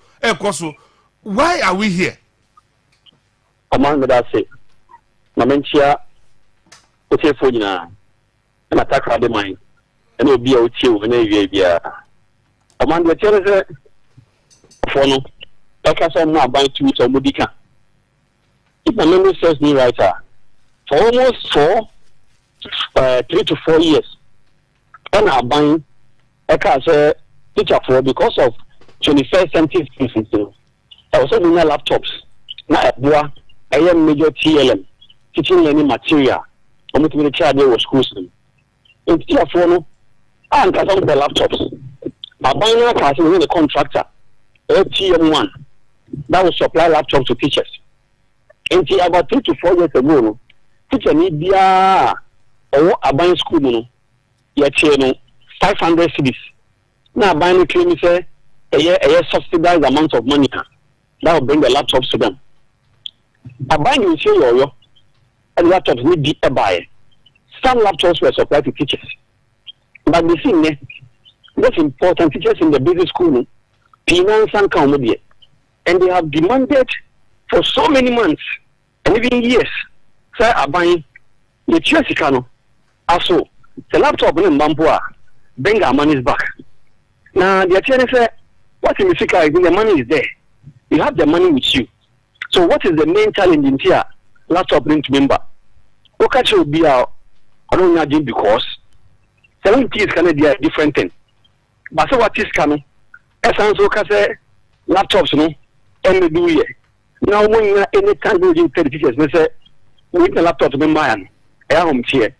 And you agree with teachers, say, if you are giving the government months and years, and the laptop has not been given there, at least within 2 weeks, are buying, they also want to say, teachers need their laptops.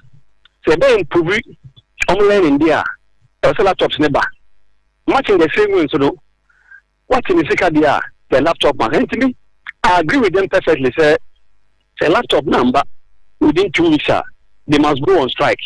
As I say, I buy the language they understand is strike. If they understand strike there, then teachers must go on strike to ensure that the laptops are given. I'm not a fan of people leaving the classrooms. Now, you've been trauma there. Now, the teacher say, if teachers deserve better, then what is good must be given to them. And you could be say, now the teacher say, buying has been negligent in the laptop issue, and I believe the laptop must come to the teachers over the years. What in Zika, the laptop must. Yeah, but maybe the other say, it's a shaman and one who say, Bia, what Timmy say, oh, the quadri laptop at the Abremi. Now, Bemetria, we now swear to say. It had an assassin shining now, Coso, Muda so Tiwamu, but laptop no so almost sent to me. It will be now going to cook the bottom. And now say, dear no uncle through. maybe about communication. Everything is possible. People can even think that Obi na ko invest fiscal. Into what invest here, they are investing for their own personal dividend. They can say, so laptop no do na go through, na procurement dey go through. So when the laptops have not been given, the money must be given by the teachers. But they tell us that monies have gone, laptops were mine, and I read in the amber. It is for this maybe you cannot blame anybody than to blame government say they have been complicit. Because teachers are more government schools, the government has a database. Abiding teachers in the business schools, the SHS, and the universities. If you are giving laptops to pre-tertiary students and teachers you need their number. So you don't go and procure less than the number and tell them, say, later, no, the rest will come.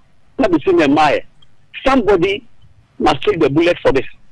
So, Mampini in your way, Minister in your way, not the contract was given to somebody on deliver here. The person is brought to book. But so long as the person has not been brought to book, maybe anybody will say, government has a lot to do to ensure that the laptops must be given to teachers because they deserve it. Them family free. Laptops are the teacher for at a reduced and subsidized price. All right. Your best answer no. Now the deputy majority leader Patricia PG and was also a member of parliament for Asokwa. Now what the same to just say free SHS is the reason for high unemployment rate in Ghana. Yeah. So we are quite question parliament. One who say Sebi, you have the knowledge than everybody. You see, education are the papa. Education is not only for people to go and look for jobs. Free SHS, you know. The papa is answer the issue of course a free honor. Prior to the fact saying you have education, not unemployment rate a cost. You see, what government must do is not to shift blame. What government must do is to create the atmosphere. Now private sector will be able to thrive. Now people will be able to work, to go to school and get jobs to do. So also 1B, 1F. Now the potential of creating jobs where are the factories? If you are Memphis Central, what's up Memphis Central District? There is no factory over 8 years from MPP government. If you can say, in Kwayako school, that is the factor for unemployment. And I said, you are not being fair to the people. Into telling us that particular policy, I'm unemployment abano. Now, KASA as an MP, now own professor solution, what do you expect? I don't think it is a fair education are giving rise to unemployment. What I think is that much more skilled and enlightened youth. I'm in there. So we don't trust to come with police. So they're not immigration, not cost. This is a good thing and you must applaud. But to make a blanket statement, sir, it is because of free SHS. Until they will have unemployment rate. I think it's unfortunate. And you must tell the MP for Asokwa, Patricia PG said she didn't speak the truth. And I was saying there is no fact to support it. Yes, we agree. Some are moving in India. People are moving to the embassies. I'm not for VSS, a very good thing. Because only economy that the basic and least person can at least read and write. I think it helps. But to say that is causing I think it's a non-starter. The question is, one no bisa say, ada no bia wie school or person kwatra office. Uka say that no bi na me no din komo na was say ono bo ada no bia obeye ka de say obewie school bia no. We wie GHS na obi ase emfa no ko free SHS. But obi wodo mo person osu edwuma person osu tailor, obi person koye fitting na ohu engineering in term ni ade. But yes free SHS to obi ekobi. Now is the same person say adena unemployment no be a person call you can say office. Then no the other time no so the Otumfo Asante was also saying adena obi a person call politician. That's it, Oman. We now are dependent on the structure of education system. Apart from the TVET, technical vocational schools, oko the normal grammar schools, oko general arts, home economics, business, visual arts, science, Greek, and the likes are. Obi actually obi what's in a bank, obi what's maybe MMDC office be. The fact is that if the person has not been trained for using the hands to work a day, you see, your man, young fire, you need about TVET, Coco, Germany. That is what is boosting the economy. I won't be say a chronic school. The then is a bit near you. The man is among you. But I don't say, dear, your chef would be a coach school, 8 A's, 7 A's, and you also. Then prioritize it, what people can do with their hands. And I will focus more on what people can do based on what they can read, write, and understand. We again say, and develop it, the physical manpower base. See what to do carpenters, what to do artisans, what to do masons are. Only in India, almost uncle school they can work with intelligence will be lagging behind. While their construction works, their gadgets, their coin will bring them from China. The same China contractor, you are sooner, on the in dollars. And if you are sure, you are developing your skills in terms of what you can do with your hands. You say you only get 3 hours. 3 hours, such as reading, writing, and arithmetic. So to me, can so to me, so to me, all this is you can't be working as an artisan. If you want to change the narrative of ensuring that whatever we are doing, it should be geared towards problem solving. The curriculum and the structure of our education must be changed. Yamma going to Tibet, and then very, very prestigious. And faster people going to Tibet, are those of high quality. The assumption is that according to the science, say but I business, or arts, or home economics, or other subject, visual arts. Not even now, Tibet here, where KASA going into masonry, carpentry, woodworks, and what have you, and here, and they pay the best of the best. The kid will go there with the best of the best mindset. No, I call excel. The guy say, they are so abandon creating but the unemployment rate will go high because nobody in school you can't create your own job studying history, studying religion, unless you're a high profile entrepreneur.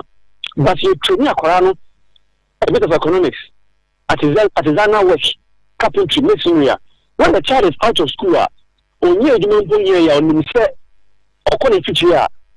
or she can do some small shop. But tackling media, we must tackle from the educational foundation point of view and starting with the basics. And yes, idea, it's a problem we are here. Can any between the church now? Yes, I have a perennial problem. The second one, you see, among Ghana's problem, let me tell you, Ghana's problem is that we know the problems, we know the solutions, but we do the opposite.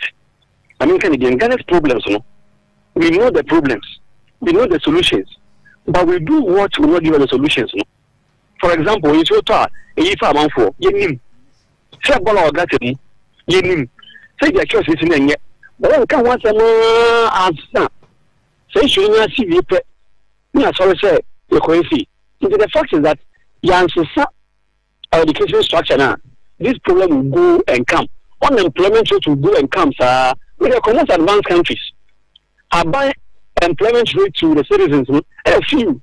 Most of the jobs are by people's jobs. But also, most jobs they do there is packaging. We have the edition box, we do social channel, they are market. All these things are by people's jobs, sir. Almost farm for. And if we train our youth to use their hands to do something, it will affect only them. Affect them positively, and also affect you. And say, that person can employ 5 people, 10 people. What the rate of unemployment is assaulted. And if there problems with that, it will go back and come to us again as new problems.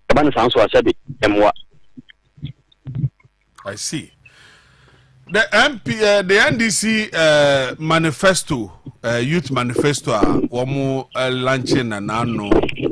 And same be PMO the tertiary student, especially the level 100 students, you know. So one more, you can say admission fees needs been absorbed by the government. Now, no, the say, move to me, aye. What's it to me? Say, NDC, I'm going to me, ayana. It's me, man. We tell you, there's an impossibility to be part of your dictionary. Man, sometimes it seems to show Ghana the wastage in the system, corruption, idea seeker. The more contractors, the cash amount for Sasana. I think that it is doable. The idea, if the government says they'll do it, they'll do it. After all, how many students or how many youth enter university every year? Not necessarily to be huge, but I say, as a government here, you must prioritize what you think is good for you. But bringing admissions, me, more in the GS sector that. And I mean, say, most people who finish SS, no, most of the time, so when university first, admission fee, academic user fee, maintenance fee. Because I maybe say, the best cut admission fee, no, now the child can be able to enter the university. Now I settle down. Or settle down, the child can have access to student loan. Now they are one in the upkeeper. I think it will help because we are called across the length and breadth of Ghana. Among for we etc. On the security investing only the breed. Now the fact is that we are one coffee here now. Second, third, and fourth year subsequently. Now I say a freedom so. And I believe strongly say a policy be easy to implement because a policy is easy to implement. But the fact is that these are their priorities. And this is what they want to do. It is very much doable. After all, the free SHS policy, the all money we are using to fund it. And the fact is that so SS, no one to me and trust because of a whole change to know. Maybe so if they bring that policy, the issue of admission to the true the amount of money the child will pay to school in Bekete. Now about money to me. And I believe that any easy policy to implement. I mean, Oman, it is very much doable. The KASA we break the loopholes in the system. We ensure that we get value for money. We give right contract to people. And then when that's ember, that's why I say we are going to use the money we have as a country, the taxes we pay, to put into first year admission in university. I believe a policy as a buy into fruition. Most students and USSR only doing trust will enter school with joy. Wow, sounds interesting. But Adeba Kone say, minim say, John Dramani Mahama Bekasa. What ABI and something will be expected because so big job baby said ABI will over to be actually the 24-hour economy no ye.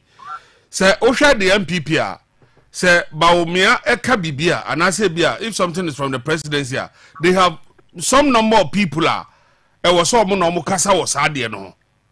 If it's on education, they have people who have to talk on that project and that policy. If it's on agriculture, you almost also KASA. If it's on borders or legal issues, you almost also KASA. But for the other side, you know, and the Obia to the Casantino, say, Basse, Ghana 4 years, Tiasia. Then, as a message now, man, for sending across the road, it's not getting down to the people. Obviously, I don't see a problem, Anna. But the reason I'm asking that is because of the series of messages every the former president or the Abba. Unlike Baumia, Nesamo di Tujano, and the kind of people who communicate to Ghanaians, you know, Nema Koye, but the others, you know, we always say, me who say your child voice, we say, want to me explain the 24-hour economy. So why are the others like that? Mohammed, that's it. Anna, I will be very humble enough to say, sir, you're okay, to it is only be a study, a bit team keke. Like I said, you can say, you know, and say, what the policy be about, or be our expertise. So if I'm working with you, now assembly bar with regards to the media, I know about the media, but my expertise will not be up to your own. It should be by in the education sector. Now we be so be now, I know what one be Samia. people will think say I will say more because of my background education. I believe the communication of the NDC. I say to me streamlining. Now you're not amount for communicating on specific issues. No human being has all knowledge. So the agenda, you can't say one person has it. But the thing is, Kakawa, maybe you have a boom like a year. And I believe almost all the policies and programs now, NDC, they ban. I was saying specific people to communicate. Maybe government, JN spokesperson on what? On education, spokesperson on the economy, on industry, gender and social protection. Now, those who have the expertise, we allow them to explain. I believe offer, for example, 24-hour economy, a very huge policy here, the papa. But the opposition will misconstrue it as if they don't understand. Offer the user fee, free for fresh students, a very good thing. But the moment communication is stunted, and Mr. A can see, Mr. B can see, it creates some kind of confusion in the minds of those who want to put themselves in our policy. And I believe strongly that no policy we find the expertise of people are only well trained. But I can tell you for a fact that if Ghanaians vote for John Dramani Mahama, any NDC, the 24-hour economy is a game changer. And that's why because the unemployment rate, the honorable APD company about all year she has shown her hands in despair. I think the 24-hour economy will address this issue strongly. And secondly, so the issue has been addressed. Now we'll be able to go to school. Now for the first year in government public universities, in charge that year, I believe now I'm for one term, and they cannot push the money into areas at a bomb. So I believe that what you have said, maybe I agree with you perfectly. Communication must be coordinated, communication must be consistent, and communication must not have any iota of inconsistency. But now message, say a good crampua, a man for begin to cast that because on Jimby, there's one same source, different interpretations, it will concerns.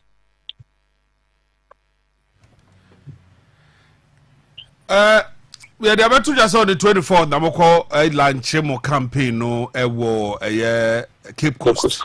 Now it moves him and we say MP for on the 18th. Takra there say and I'm by the 24th. I bet you say more youth manifesto no more we are manifesto no same me more we are the abeshamudie no. Political policies and programs, only one person here. Political parties, programs, and policies, it cuts across. He who alleged must prove. It is a policy, no good. Not NDC, our manifesto. No, if you don't have a manifesto, what is wrong with that? Some of the policies are good, and the policies will help to shape the lives of the people. What I believe is Ghanaians who are going to benefit from the policy, they must be happy. That's what tell you, sir. All the major political parties will say these are the issues or problems of Ghanaians. And those days, those are click this. Click say only one party can win the election. So the policy is good for MPP. It's good for Ghanaians. If it's good for NDC, it's good for Ghanaians. I believe, sir, one of the most fantastic things are there and here, the youth day, or public engagement at the Great Emporium, Buko Bosnia Arena. The youth got a chance to ask him critical questions. I'll answer them. One thing I picked that was so crucial is what I said, the betting tax will be scrapped, e-levy will be scrapped. There's no job in the country. So the youth are doing something more to earn money. Don't also earn burden taxes. For the first time in the history of Ghana, in that party beer, before the general manifesto comes out, I'm not launching the youth manifesto. The youth now carry the biggest population in the country. They have been catered for. And I believe, sir, all the other parties must follow the steps of the NDC. And we say the youth, the Gen Zs, if their needs are met, then what it means is that you're on the path of progress. If you're able to meet the needs of the youth. And today, in Japan, sir, manifesto we are obedient, and I think that we have passed that stage. But we are there 15th century, 12th century politics. Your ideas and my ideas may be similar, but they can't be the same. You're about the end was not yonder was anyway, so near Dincomo. Miss Medawasi. Now, like I said, the friendship has developed for quite some time. Sure. And the 31st year, you program as yours. That's it. All right. That's it. Yeah.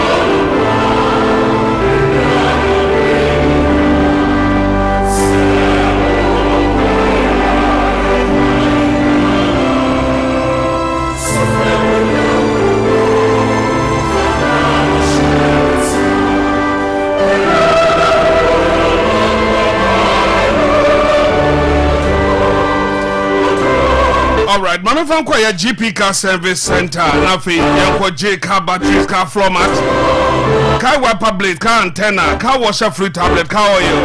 And na fi car frame 0501453881. Na fi omo tumi Eden Chensen. Na fi omo tumi Eden Chensen no edi aba.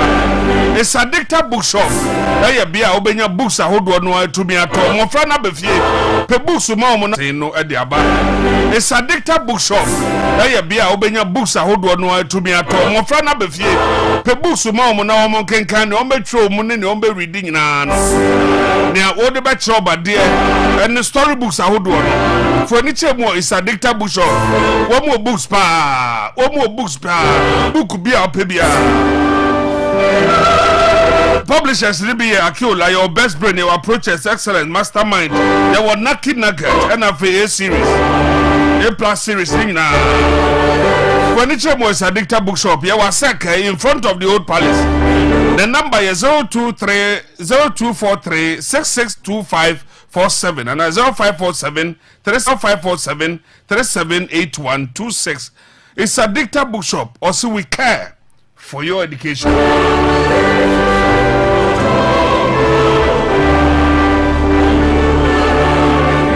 Petroleum Industry Company Limited, Afre, we say, oh, yeah, engagement, outdoor funeral. Program be a way be over here. Drinks any soon to suffer, no more several sema.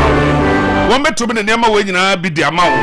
Ebi na ope bigo drinks no ye wo mu flavors obi on man ope bigo cola ne dodo no obenyo maso ye bigo cocktail bigo apple and afi bigo lemon lime ni nyina eye nema wo mbetumi e de ama o ye wo vena natural mineral water nso so e wo ho and afi rush energy drink ni nyina eye nema obenya e wo Petroleum Industry Company Limited wo ukọ shop agase de nketu mu a ubeja product ne bi ato na mum se ope dodo etu a ba bia obenya no dodo no eye Petroleum Industry Company Limited. One more water the chroma ya. One number 0209 55 0220 0209 55 0220. Na one more and Fanimano Emro. SA Plus Microcredit.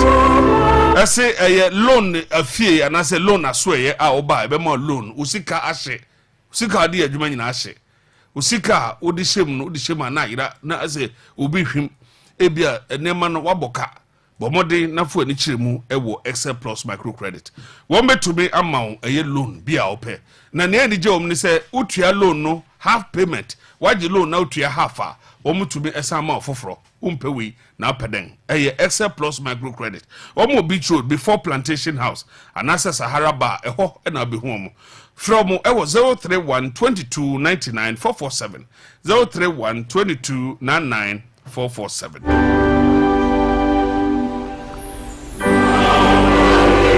All right, Richard Kirkbensa atase enti mama we na femine no enkodi nkomo na won sem bebre a betumi edi nkomo o se omo issue statement ahodo bebre ene omo manifesto omo kolanche in Cape Coast ehun ensem and then the MPP amaiko no so e dia eba so and all the other issues enche no omo kom lanche the youth manifesto MPP amaiko bi dia beto abonte se wo mo afa omuneme bi ewum na no na bi aka betu a che say which part na MPP for no say o metumi afade akose o mo die no ni obi o leak information de ma NDC for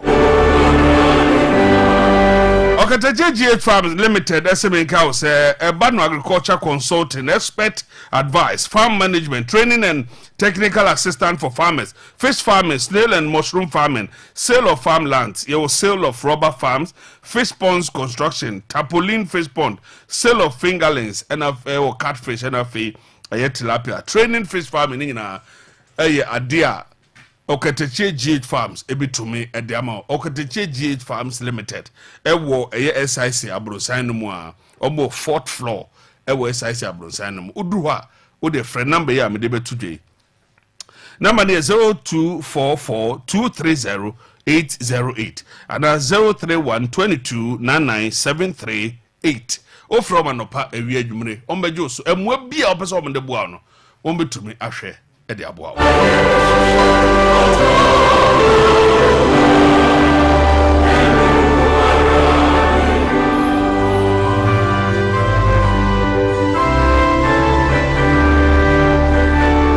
some message. I see, I boss, where is the 1 million per constituency, one district, one factory?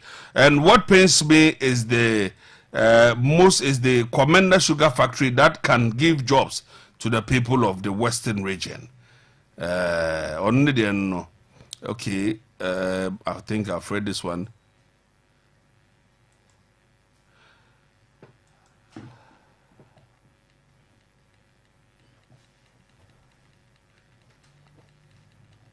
All right. Okay. We want funny didn't crash us into.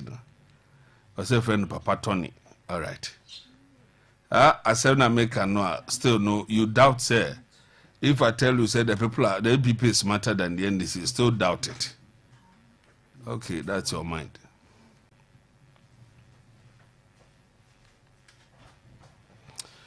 Also, Manana, good afternoon. The man you are talking about using his Opel car following Kobe for his campaign.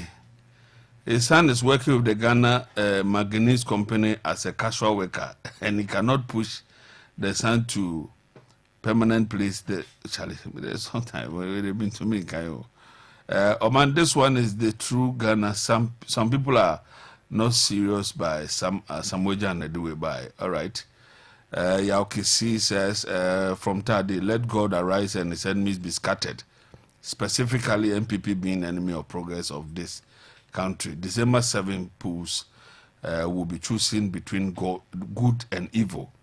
JM Beba, inshallah. All right.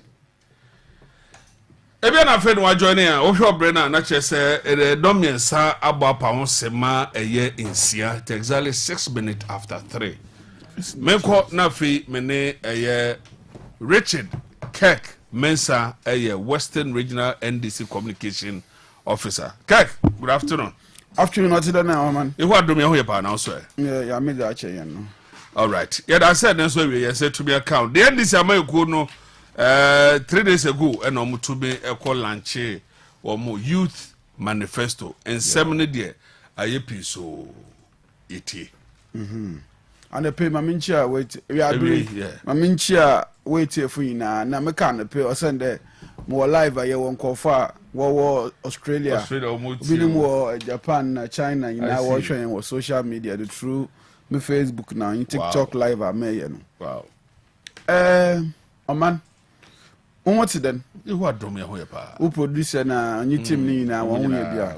Ya minka won ho na on share one na omo won nkwatinti na won kodo won gina ma second attack na Western region man. Amen. Because a big FM one bank and nkwafu pi nim da Morocco. Oh. Yes. You have done well. Really? You have done well. Honestly. Thank you. You have done well because we are enlightening a lot of the voters. All right. Because now platform what's them now, what's the church and same no quarry them no, whether it is for NDC or against NDC, whether it's for MPP or against NDC, you give the podium, you give the platform to the political parties do justice to the issues. And two, adukusa it may fact checks you when you quarry some or cordino pa Oman Maminchi am a parliamentary candidate our metropolis mu. Nde mesha si Fisherman oye mami Emiliata NDC parliamentary candidate for Shama mi chair papa ekwa Shama obi aso oba na yen papa honorable Isaac J Mensa ose me kan cho ate won ka opeda oba na hosting wow nti somewhere before the Yebe launch manifesto okay. no honorable Isaac J Mensa all right only MP for Wasa East all right Escado Professor Dr. Grace Ayensu Dankwa no so oba na sekendi wa yanko lawyer ya meche amable sekendi oh okay na Shama Shama meche wewi eko efia ye ma inu magic do krugu kwesimintim lawyer Fifi Bokman Takrade lawyer FFedu oye mpoho ye nu Kofi Bento no nye ye mami ahofe ni Mavis Kuko bisu wati Anta West nkafo no de won aso ngu yan de nti enyo no besi Anta West oh say Paul Mechen okay Paul we cover 12 constituencies yeah nti my 12 ana yeah my okay my 9 nti wa kan evaluate na onye ye nu Kofi Akunoku sure na onye elembere onabo Emmanuel Amakofi Bua na onye Jomoro Docas Afotofe yeah Munia nda Rebecca MPP fo was there were ban wa launch manifesto Watakrade on the 18th ana exactly or next week this Sunday yeah but come am invitation be NDC Western region under the auspices of the dynamic regional chairman and the next president of the Republic of Ghana is Excellency John Mahama yen fundraising kesipa oye Sunday wa Akroma Plaza 5 o'clock enyibiri His Excellency John Mahama Rebecca yen ankrankor businessman na onye obi bialo wa ye krado oboboa ma Ghana bebe ye nam ye tum ya reset Ghana ye butum ya German Ghana esiwo obiara mfa no boy mfa mbra oye fundraising kesipa His Excellency John Dramani Mahama all baba ka NDC Western Regional Executive hu na yeda abo na ye raise ska na ye tum yeda ye campaign na ye tum ya je manage wo de bia mekada abatu 2024 onye NDC na MPP oye achem Sakawa mafias led by Nana Akufo-Addo, seconded by Alhaji Mahmoud Bawumia. No onye ne cabal. Wana botayi de wo bo wiya Ghana jepedi nyina wada mebusua kuma bi. Damon Crawford na Ghana mani nyina yenye won kwa akansi 2024. It's all soon de wesi de wa to MPP. On soon de so me MPP ni. Wala hwe wa sitinam. Na hwe de MPP ba mfia wotwi wa brabo ayedan. Na hwe abrabo na Akufo-Addo no namba. Na Akufo-Addo no nebusuafo Kenoforate na namba. Na nebusuafo Asati bedi etu na namba offended na ye na namba Gabi Ochedako na ye namba na hwe appointees wo ha ibinim de wofu major pade properties bia wo pede wo twema na wo gifi kofu won say because when you ska galamse ska why won botokukum mamma. It's the election is not about the NDC and PPT before. It is about total redemption of Ghana. It is a total salvation of Ghana's economy from this greedy few Ghanaians. Nti onya de ebeka da me MPP nti na nchen obi afa no wonjim na MPP nto buan kakra na yan for support His Excellency John Mahama the campaign for Western region. Na me peda manye Ghana future assembly Oman. The program is happening on the Hey, Sunday 18th. Hey. Na that same day. Oman. No, Sunday, we have fixed our date more than a month ago. Yeah, flyers, your friend, my program we. Yes, your friend of fundraising. My can some water. Hey, unim. Ebe ya no flyer the Kwame Jokoto no ya jingle ya bo jingles na azina. I see. Yeah, Sunday, you be 5 o'clock na fundraising Ilbado. Na me pede menye Ghana future assembly. Oman Ewo 2016 MPP manifesto wa boy the vision of Ghana for Ghana. Osi Nana Akufo-Addo no orkaso. Onini Omanpeyi na Nado MPP manifesto in 2016. Also our nation is in crisis. A crisis created and sustained by mismanagement, incompetence and corruption of Mahama-led National Democratic Congress. Economic conditions are worsening by the day and there is so much suffering in the land. But Ghana does not have to be like this. Ghana deserves best. I have dedicated my life to public service to change Ghana for good. As president, with the help of Almighty God, I am committed to a different kind of government on the governance in the national interest, not for private gain. Nana Akufo-Addo already Ghana full ontum in some okay MPP manifesto 2016. Na ekwa ose as I travel the country over the years, I see pain and sacrifices made by ordinary Ghanaians every day. By the farmer who struggles to feed his family and send the children to school, but does not know whether having made that sacrifice to pay the bills, his children will even be able to get job at the end of the studies. I say, by the mother of the sick child who has to walk miles to the dusty road to the clinic to get medicine only to be turned away because the clinic does not accept NHIS. I see. Also, by the young man and woman who, through no fault of their own, have had to drop out of school and cannot find ways of life difficulties. Also, by the young man who, because of financial circumstances at home, never had opportunity to go to school and now sleeping rough on the street of Accra. By the youth who have to work hard at school or at the tertiary or the university but still cannot find job when they leave. They become street hawkers and even find an open roadside shops, but they find it struggle to survive because the falling cedi raises the cost of goods and their shops are closed because they cannot pay electricity bills. Even can it senten. Medisia, na ma son me nywa the same manifesto no. Baby a youth for an asam. Na me the best NDC youth manifesto no. Echo page 78.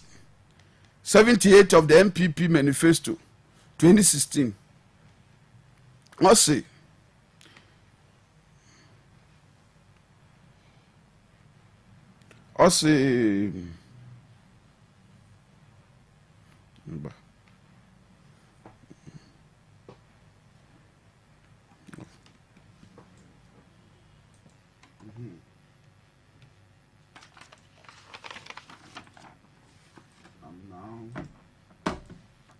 all right, ohwehwe no de na yemfa ben amofa enterprise emfamfam se open mattress ene demo offices nkonya ahodo etumi atranso ene bia mo amoye barbering hairdressing salon na ye wo mo honema wo ben amofa enterprise ye onema bi ti se orthopedic mattress ye office tables and chairs, barbering and hairdressing salon chairs, sterilizer machines, hair dryers, dressing mirror, fridge motors, condenser evaporator, fridge gas and pipes ahodo ni na ewo ben amofa enterprise wo takra de behind all needs questioning team taxi station wa the number between afre open name ni bia ewo 0244 446064 0244 446064 amofa enterprise or say buy quality save more. All right. And major campaign promise in 2016 for the good people of Western region. Or a game changer for the MPP. My Western region for 2 abapa. The man Nanado Ossi.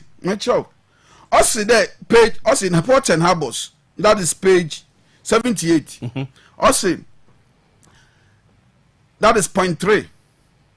Ossi in collaboration with the private sector, I will expand the Takrade port to Sekendi. A logistics center will be developed in Sekendi as part of the expansion in order to boost economic activities in the locality and the region as a whole. This is a major campaign promise. Before what the year campaign for Western region Mabaho. I just want us to go through it, then I will come and discuss the other issues. On the youth, I say, on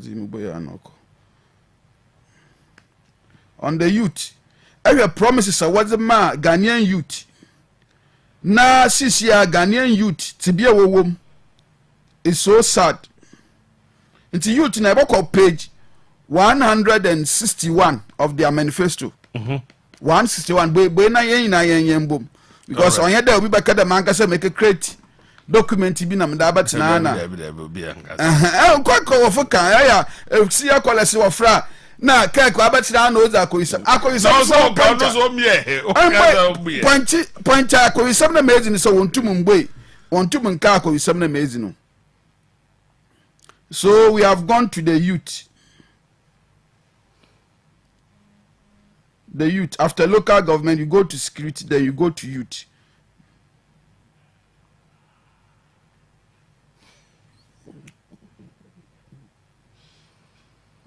Maybe youth.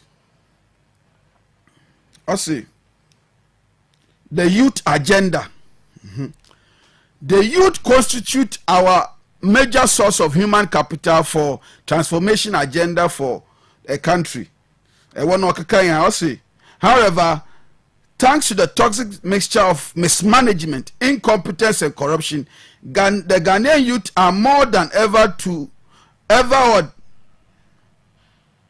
despondent and have no access to capital to start business on their own. The Youth Employment Program, which reincarnated as JIDA and now YEA, established to bring relief, has collapsed under the weight of unprecedented corruption. Now, what we will do in pursuant to this, we will focus on the following: setting up Youth Development Authority. Ghanaian youth, one saying promise and an akufado Ghana for youth in 2016. Also, setting up Youth Development Authority to harmonize and coordinate all government-sponsored youth initiatives and policies.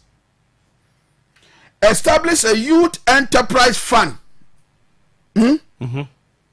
that will provide funding and business development service for business owned by young entrepreneurs and startup business owners.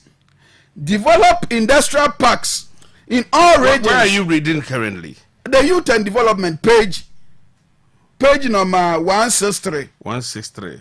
Yeah. Okay. Youth sports development. Yeah. Before I call sport development, I call youth agenda. Agenda, yeah. Youth agenda no. Okay. Market can first we have the A, B, C. All right. Developing industrial parks in all regions, targeting what? Young Ghanaians who start or wish to start small business, to provide them with access, workspace, equipment, and basic services, including electricity and power. Water.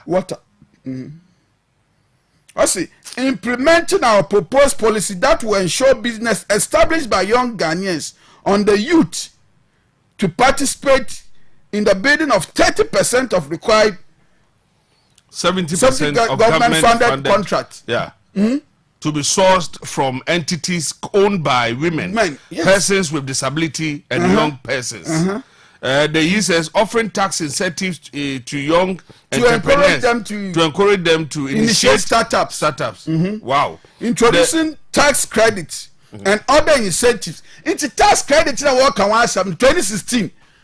Na ba wo miana na na do what about that Ghana for 7 years down the line. Was some of the same promising the better than Ghana for there. Or my Ghana phone, mobile phone will change and 1 cedi. As some making na munya man. How about some na me picture? MP before the baby what the manifesto liba.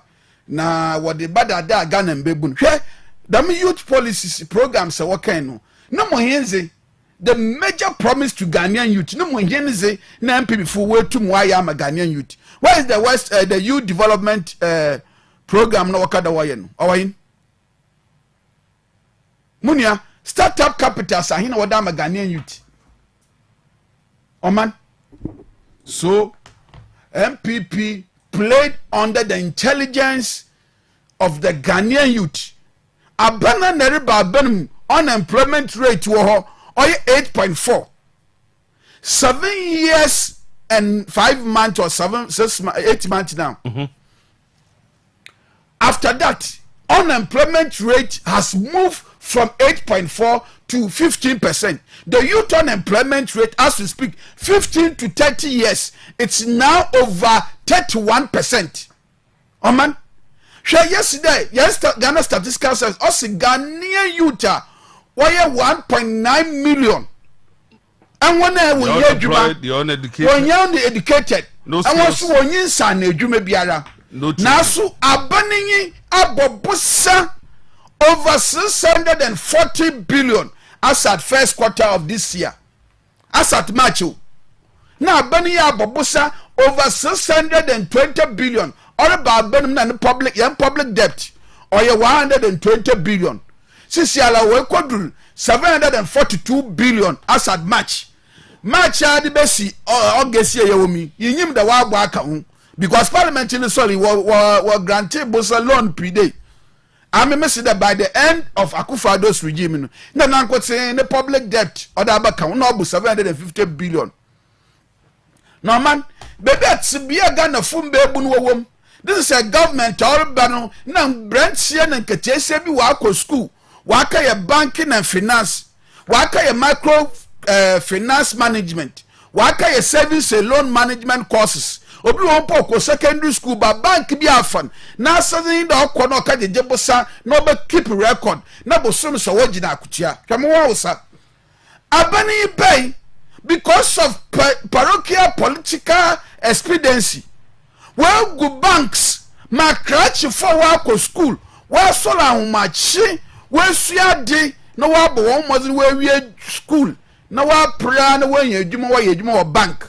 wo ye dum microfinance da crotin na nakufado there sorry onye bawumia wo gugu banks wa man one day some of them went to work as bank managers they returned home as unemployed obinum they went through depression wada na akowinsafo wonom nsa wonom jot na fa wa ye wewu obinum wona wore egu obinum sabe the family have disowned them obinum enyim go asinti we trace bebe wotse na wode won ti na agbo room.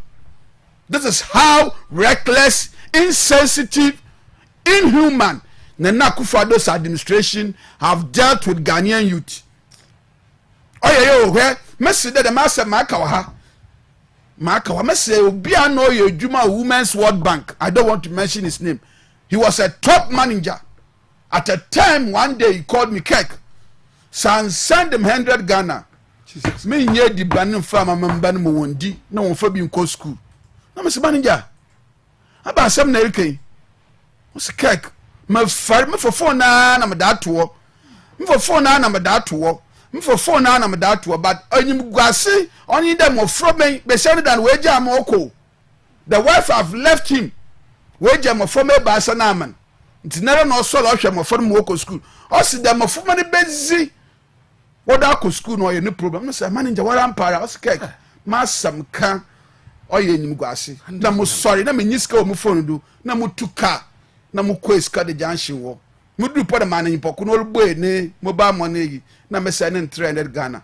This man called me no rusuo phone do orusuo phone do. Aw say enyam tsebia na na Akufo-Addo na MP before wonye Ghana afoma na be free da oye normal. Awu a branch executive a party ni into work or fit na wa mo t-shirt wa mo 50 Ghana wa mo 100 Ghana into wa hawa MPP aban onye Ghana fa akotum maybe na fund then na reka teacher football the one afum teacher for what one baby Tag is still on strike. one can oh yes I know Tag is still on strike. so insensitive of them. Training colleges, and nobody's telling them anything. Abana said that way by Aba restore allowances. So teachers trainees one to one. Meanwhile, allowances is saying some of them have gone to school 3 years, where we are school, where one allowance. Now, so teacher for what share from another training colleges, for more than 2 months, what's in the fear communicated Sikako. Oh yeah, Sufim. Oh yeah, Sufim. And yaka na yenya nkrofo binom wenya akokudru na wo be defend the Morocco do na mama na koma kodru na kratasha na proyi hwe MPP one major campaign on 2016 election no onye free SHS o because free SHS what the back campaign 208 what the back campaign 2012 Ghana for into Joma establish or starting progressive free SHS ekaya na nado sido wambana abado. That was not their main campaign. I read manifesto on corruption. Them why in there on Mahamesi Terminal 3 airport. No wakafa airport TB so of you know. No we try to picture also some Mahama you see 200 million the see Terminal 3 airport. No chada we inflate the price you know. And one day when you there we see airport ni bi wo Botswana we see airport ni bi wo Nicaragua or na for 150 million to chada Mahama we trouble Oman the man paying another 2 po bakacha Ghana for there John Mahama or the 10 million Ghana cedis or the print diaries na ababan na mbete ye adwuma ye na wotum what the 10 million what the print diaries and then make say chire na o man pay na nado oba ba chire bebe wo print diaries no kra ya yenyim na tibia Ghana mbebu no wo no oya asefim no oya yew nti kasa me kasa ya mo wa sagum papa because I feel the pain of the ordinary Ghanaian hwe abosu kai spare part dealers kokompe dealers kokompe spare part dealers wonderful upholstery for sprayers mechanics no way djuma koka be someone na daily so why na no problem near here because abani be na who there most of the striving business in the magazines in here importation of cars was the cars was the bar na spare part was the bar ebi on the car no obi na chiri bompe bi apem into other world no two no ye but import duties may say why nti obi ala ntum fa cars ne but so you go to the port Tema port Takrade port a why there a simple sports stadium it's virtually empty it's freight forwarders when adwuma egu for importers ye na adwuma egu amara me ye witness because Toyota Vitz yeah Oman Toyota Vitz Oman kakakase Toyota Vitz in 2016 the duty was less than 5,000 so ukra na sa ka ne bedu wo be trade duty wa port no less than 5,000 am for un question I mean the mama me cry personally me cry last one a man cry biem or 2020 meka nyibisam meka 2020 meka no the last one meka 2022 man cry biem because mun tum nche duty no 2020 the meka ba krom from Japan na me 6 na me the bicycles by 500 egudo na me zeba na me ba me changes nazi na duty is 6,300 for one. That's 2020. Even in 2022 after COVID, the mama crabo kroma the duty was 7,200 socket. In 2024 when you clear one the duty is 35,000 350 million. 350 million it's car na first na you turn 25,000 250 million. It's in our brand sebi and then mami bi okọ retirement. No we 100,000. Bebo vit no okra ba auto unya no say. Oh no but na onko so between $1,000 and $1,200. And na obe yi wa ha. No tia your friend then. That time is 6,000. That time the dollar no 4,000 4 cedis. Into any account $1,500. Or man ya simple calculation. For then you can't $1,500. May you on the higher side. $1,500. That time no 6,000 Ghana cedis. Got a dollar no 4 cedis. Into $1,500 no 6,000 Ghana cedis. No it's your shipment. If the container in the 4,000 and 4,500. The if the Chicago could be put $1,000, which is another 4,000. So 10,000. Yeah. Into a trade you to 6,000 account or 16,000. A change of steer about cover 2,500. Instead of 25,000, you have 6,000 or 5,000. Maybe I buy a small check. Every car you buy 5,000. It was good business. Apart from no good business, you know. You man maybe all retirement. Maybe a bank come and 100,000. None of bad advice. Mama friend is over so man car. Mama, you talk all here for maybe work and pay. Now I don't know my gun and better people when your cars will use as their own. Yes. Because Jesus said in be a driver buy a juma car owner for the rest of his life. Oh yes kebiara. But time a joma am what in a car no buo from no Toyota Vitz na mattress na the no obi to car o 100,000 na. No wa to car no ko kura nan 4. No wa am a young man 4 ejuma one fanya ejuma de bia week bia won tua kaw. Now one to check car ni we na car na buy one that. It's after 1.5 years, after 2 years maximum. Now Brent share kakraba when you nankasa na personal car. And the car no 750 million. Hey, 75,000 Ghana cedis. It's what I mean for the tomato. Net it's what the last time I ever taxi. If you come the drop in there. I don't call ever taxi. Hey, your car no mess in a taxi so come there. Able to mark can 24 registered. Bear 5. There. Even because one and all quarter car 750 million. Not that a taxi. Car and no one years in the crack care morning. No, you're between 19,000, 18,000. And the care money, if you don't have 45,000, 50,000 in your care money in top. Now you're crying, you're bay. Abana Bama in Abraboma Yama. Yaraba ma tumpun oninya oman eka the popular phrase also we are going to move Ghana from taxation to production. What's it then? What has happened to it? What has happened to that proper the most popular slogan about we no denim me dem economics wasted and then na best again the ata but it's virtually empty. Yeah, the place was empty. Virtually empty. Omo mountain platform. Me say why you there sabe why Samafo Digwa. But 2016 Samira hwa wo body shisha joma ma okroma ha no kuri ya wasted na dam nda hwe mesa wo kunu wa mismanage Ghana's economy dollar na no kita 4 cedis no and if you don't have 16 cedis and 20 pesos you can't get the dollar pounds dey baby on na de sayefu yo na wo school or UK now papa no say sika fia akọ I know people here Oman obinuma wako school or Russia Ukraine na wako school or UK one ma awofo na wasisa dollar 4 cedis no so kita 40,000 na wasisa ahin $10,000 no they could share the school fees wa brochi and that $10,000 no you need 1.6 billion and said to me coach into my former P wa ka kwantuma one year one school one to mko wona nyim to mbe wona chi wona nam and there was a fast hook up na wada na mbebu mese obiyan could be from our Ghana government scholarship for almost 2 years in one subvention or the one getting steppers on now Baniso is the luckiest government in the history of the Fourth Republic.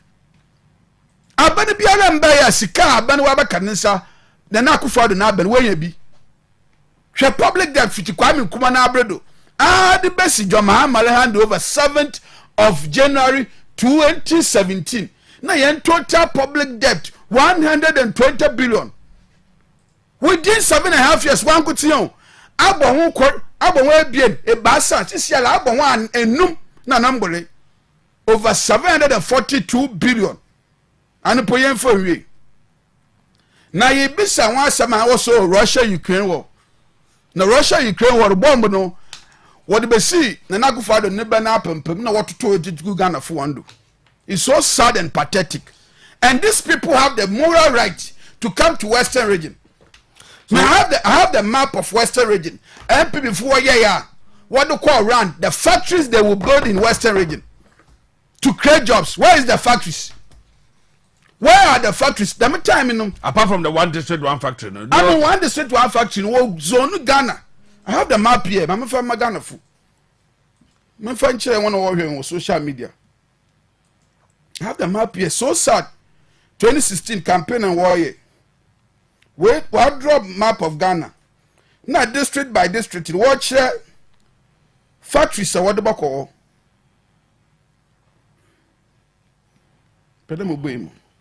Into Western region Ebaha was a credit acquired the factory obesi. The equal agro quanta factory obesi and power factory obesi. Maybe some of the where are the factories? One district, one factory.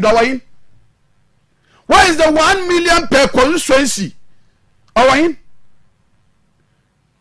is the one constituency one warehouse? Secretary Takradi Yanzi Wahin.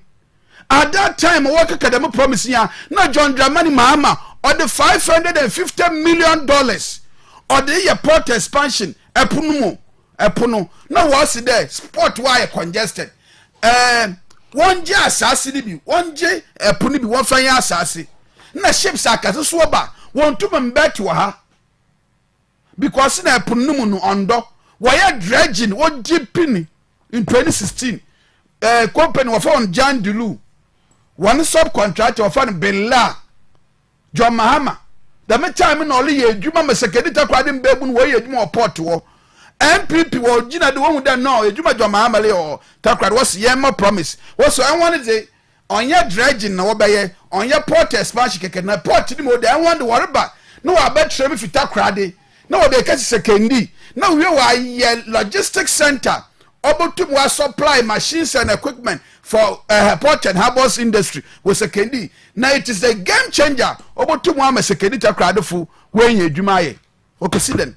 What has happened to it? All right, so ebi adam fed adu afidi atu awutia. Mene Richard Kirk Bensa of the NDC Western Region or communication officer and Dean Komo. Now, what we wanted to talk about and then the NDC Youth Manifesto and what it entails. Now, before that, on my some of the old Nema and I said the Nema be 2016. I buy not so I can't when we say Nema no and I said no crabby Nema woman to me to achieve womo nema womo aye no na wo kire said the na nema no ebi enusute. So for now no there we are going to the youth manifesto.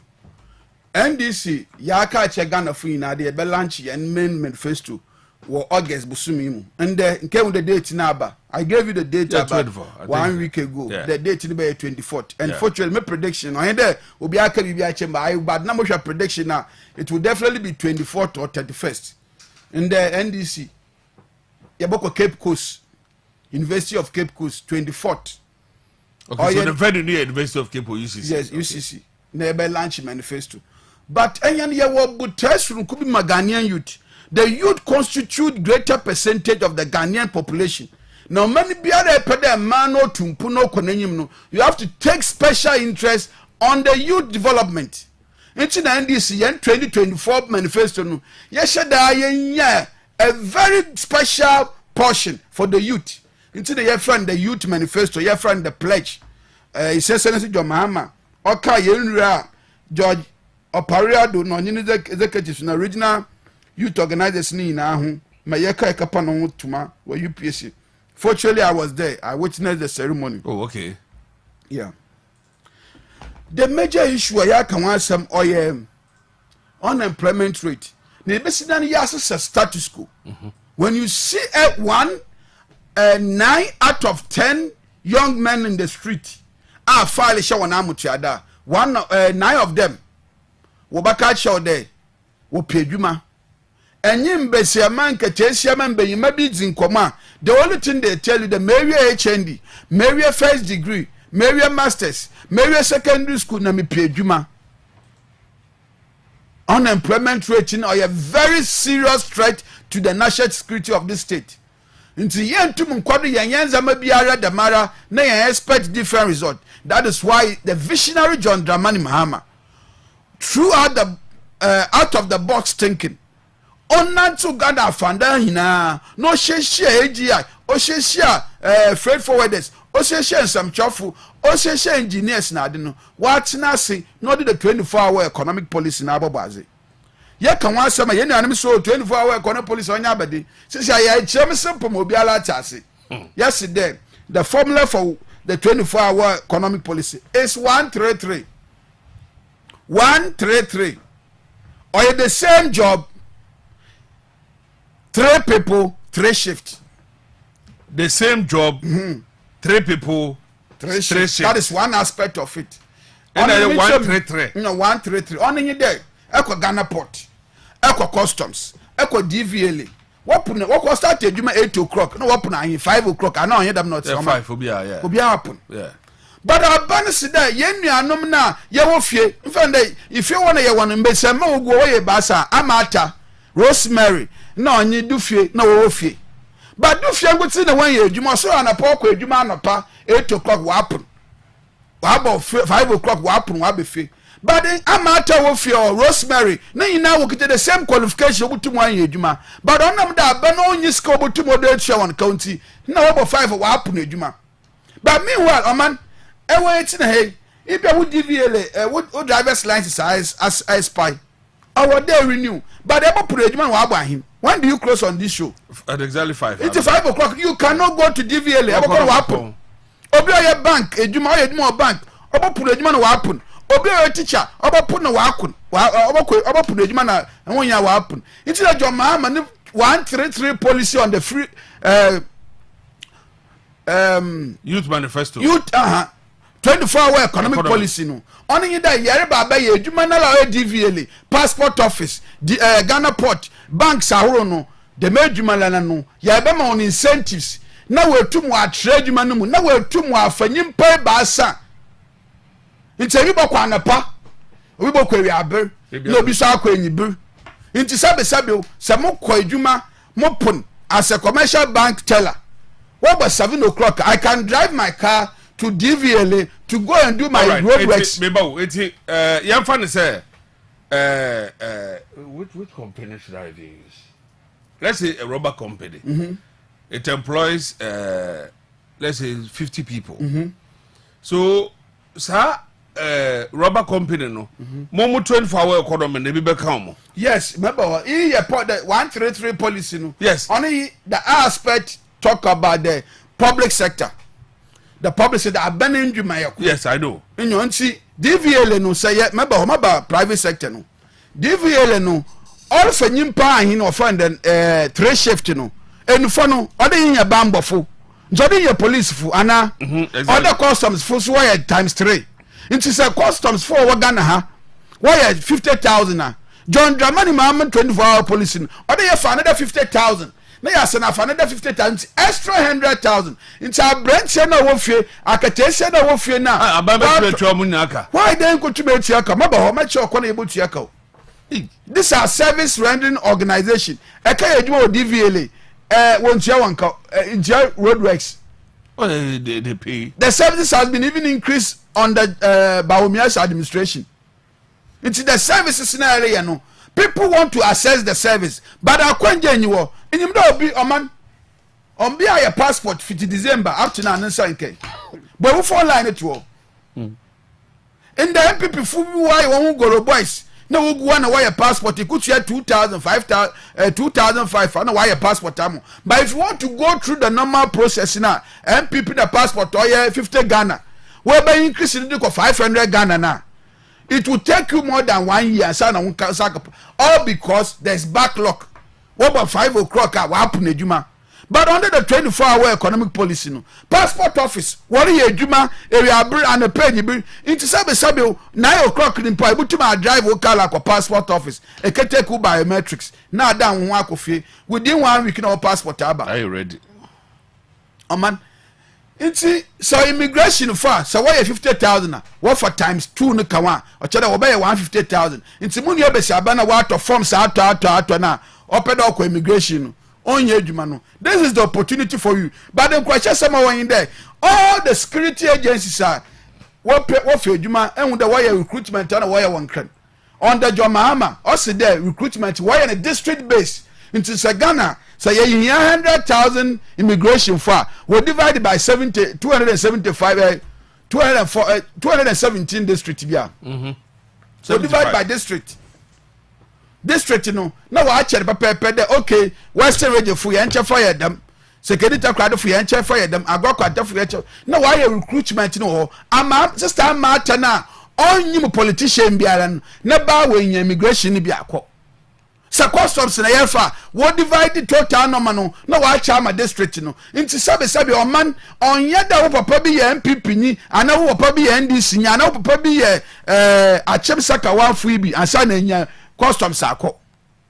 We will decentralize the recruitment of state agencies and security agencies sabe port here dey Oman under John Mahama na ye di cranes na lighting system ba ya utum wire discharge containers enufa ekwatema porta MPS port na MP before the campaign da John Mahama nankasa ne personal port na ore no build operate and transfer what the campaign da Mahama na wa tontema port na da na naniza da mo container shed no won enufa container besuwa what you container no but the sad aspect over 5 for bank happen over 5 for customs happen over 5 for credit agent to happen. Even though light were ho, containers were yes from. But under the 24-hour economic policy, double policy neba. You put to me a juma 24 hours in ya. In time mokwana pamopuna. Or man to my query. Sister saw was about to my query. Into container the poya, bank nijina or wire juma. Into obi up wire banking and finance. Obi a driver. Obey your juma. My problem is here. I don't know deal with much him. But it seems still no the MP apart from say bia Oman Majesty and Ambeke be omuntie no. But it's a chairman no call and so still. It's a chairman the Ghana baby watch as pa. They have understood the 24-hour economic policy. Until the baby John Mahama ko bia mbebu no was nature den. They know there so per immigration or per customs or per juma engineer juma ya. Check the 24-hour economic policy. Yanka private sector. You have say Western region ha. Assuming MPP NDC about power. About this ha. Jobs men na obe to be unemployed. 24 hours from the Ghana Port and Harbours Authority no. Ghana Port TVA ho, immigration ho, customs ho, police ho, soldier ho, air force ho. Acha say ni now any public sector. Apart from that, air force there odo ko ejuma adwumre. Why don't you when your economy is 24 hours service service mafia dem me peda me kaya bibi wa Accra I will start flying in the night Kumasi ka flight ko in for 10 o'clock flight there they are there always 24 they work about 5 o'clock sister flight be anko nyi bibi inyima flight there's no night flight in Takrady maybe who's after 6 but so bo ye adwuma hostel why adwuma nti say ye expand the economy na bibi alokodo or dem nyim dem tu car mo konkran enyi be 8 o'clock I can go to the ministries and do my business and come back because they tell me business say me say the outreach boss say DVLE obo Ghana Port and Harbours Authority 2 institutions and I'm say dey biom na be mo bi because so obo immigration na dey e bia me way e be kwose ekwa because we say apply with the form yes ye to forms na dey say me way to na ye kɔ na ye family amfa no a e mean so nya adwuma yes. So the issue na mpese be say what are some of the jobs public sector well maybe say private sector maybe say tema Unilever ho Gasem ho under PZ under John Mahama's campaign manifesto ye be launch ye promise to Western region ye be establish Western Industrial Enclave inyima ya kan wa sam aba kan wa sam what meaning in the Western Industrial Enclave in the Western region ye ntira ye as for raw materials the yami da chayen your manganese your cocoa your bauxite your oil your ni na bi wa ha but the end problem is that we don't add value to it your manganese yet to the mara no po whatever container be so no we load wadoko because anya say bu be wi ni awie na fe man baby Ghana edru na here no politician can take Ghana for granted exactly listen baby Ghana edru I'm telling you NDC we have a serious work to do and I believe the zeal when you talk to John Mahama personally you will show his compassion his zeal to transform this nation and go and rest. He want to reset this country on agenda for all. Ghana fu na able to gain access to Ghana's development. I understand. I understand what you say, but maybe the other say, who explain 24-hour economy no Western region yet there. Obi Central region explaining it. Obi Northeast also explaining there. So the question is. Jobs no ho because say jobs in you jobs you it is a bad priority nka bani yacht do the mama on to me discuss 1 billion or the trouble gas processing plant the management nko saying Ghana sika over $300 million a year the investment corona Jomama ye no Takrady Port John Mahama or the 550 million no kaji or the Takrady Port expansion but another what to want to scale for 400 million they go to one because no let me I just want to stress on this one if you allow me to flow the listeners I know but say questions in this one be ma obi so tie no questions obi so no but if you let me flow it will help now you are able to questions okay so it is about choice Nana Akufo-Addo choose that 1 year Obotumu spend over 50 million were traveling in the air keke Obotumu Osika 190 million or the car ties na batteries na do presidency nkotin but abani bi so by us then no mama first can find here atoabo gas processing plant it's under the private sector under the 24-hour economy na Rekadef company bi wire rubber of workers 50 now but no Obotumu enya on the 24-hour economy. One, the cost of doing business in Ghana is very expensive. And the 3 major components, on there, taxes no go jumano do no. On no man crofo, 1 2 year expansion. Ebeka Canada Japan, or your interview be also there, or steel factory, akaya. Now, see, on year jumano pona GRA tax, what that brand no. I don't know, so I had the Ghana and go J jumano go. A lot of industries are falling because of insensitive tax. A tax regime led by Bawomia's administration on man crown create pina olugu. It is a Mahama under the 24-hour economic policy no. All about my tax incentives, company be a private owned. Or the Obayan role under the policy now. No taxes no chama bano. What to do home.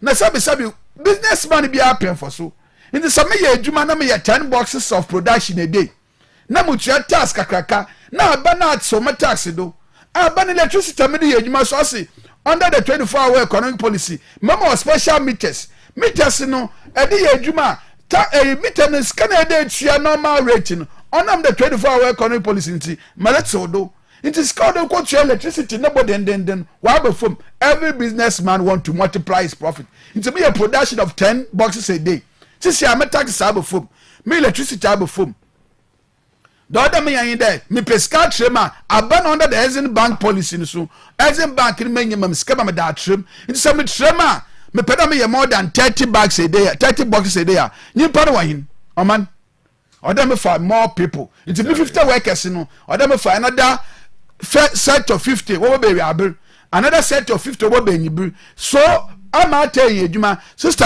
say you kwesi men say you that is all about the 24-hour economy or your policy directive all about the special initiatives that is the truth nature oh man we cannot continue like this day yen bebu no betinefie won kan yedwuma or yenyi brisam or dey yin na yesom na Ghana youth yi bia lo team no oye na adwene pi na yin na ekoto abama isese na si jomama obi so jomama wa ebutu wa edama jomama oban ndwuma ye wo Ghana ha because asam akoka ne say or say priority of the next NDC government will be job creation and ne track record no ho under jomama okay pharmaceutical companies jomama diska over 200 million or chairman one no one fund trade adwuma no one fund employment one fund bebu na adwuma and the investment now employment rate was also high at what rate no ya him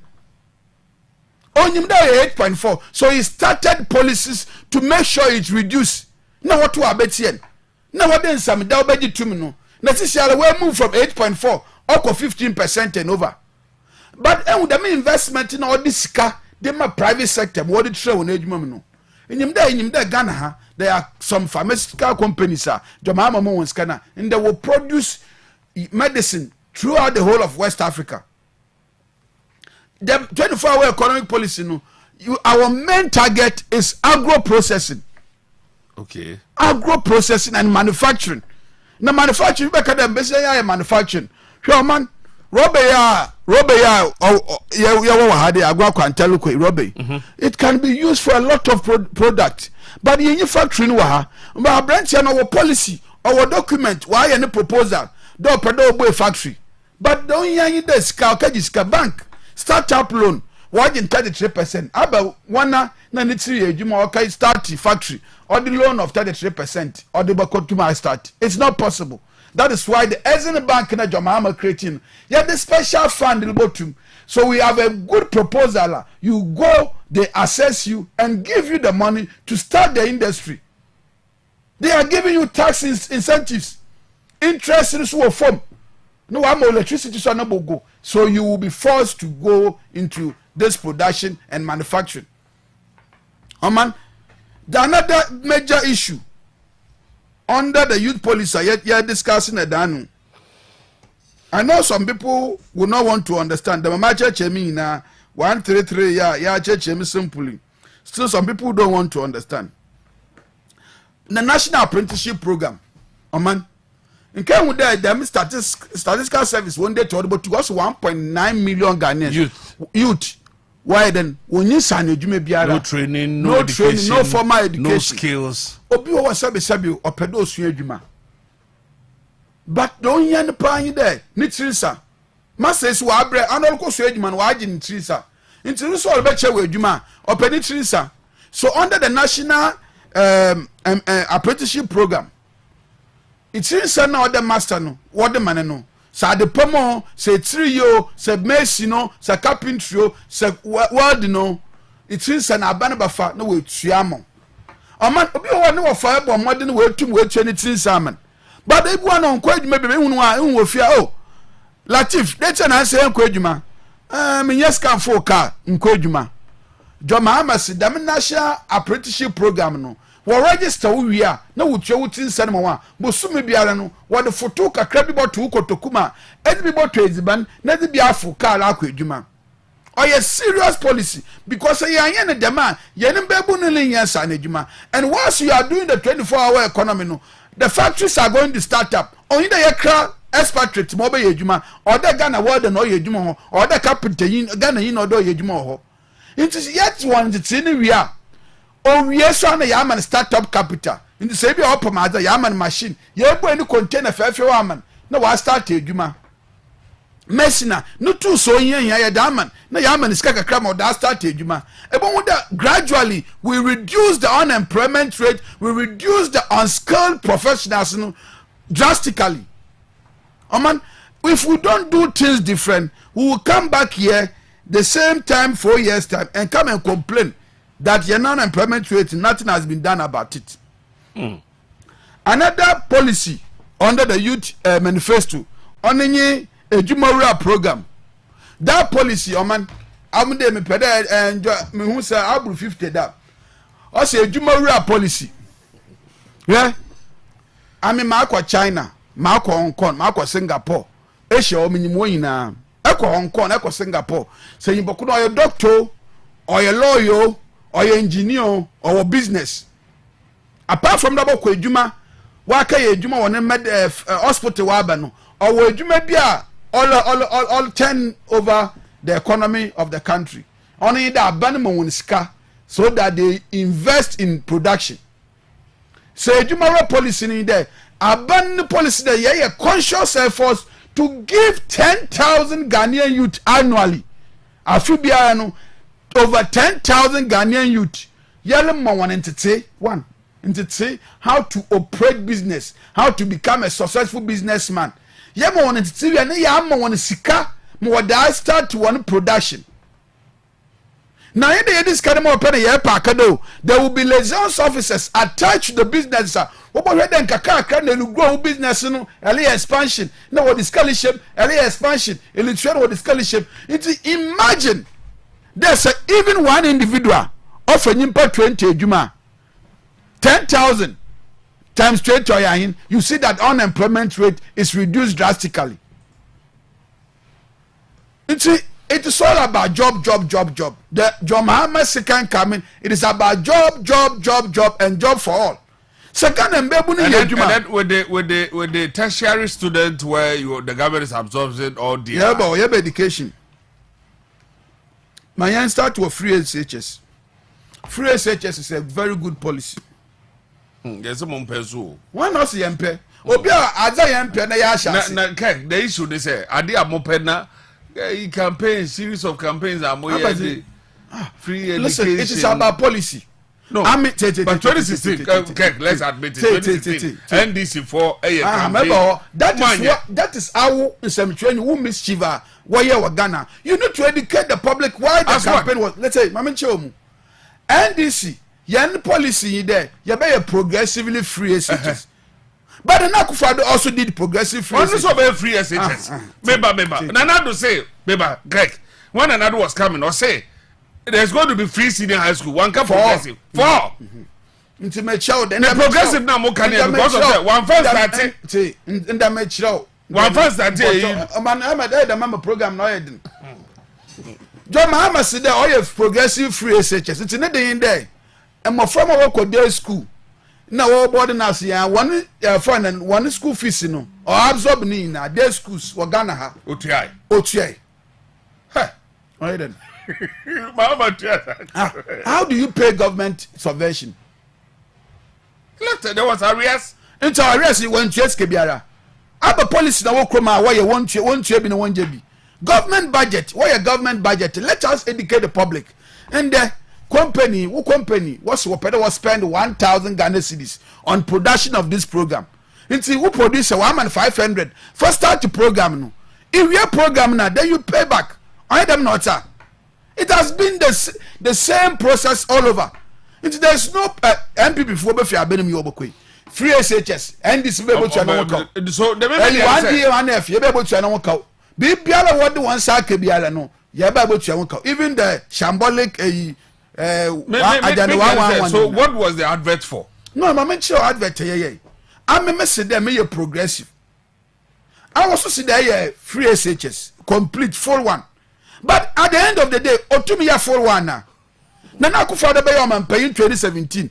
Na mo for secondary school. From 2 or from 3 or Oma when you free education. Why the share so baby there? First year fund or free SHS. Are you progressive now? Be no ye.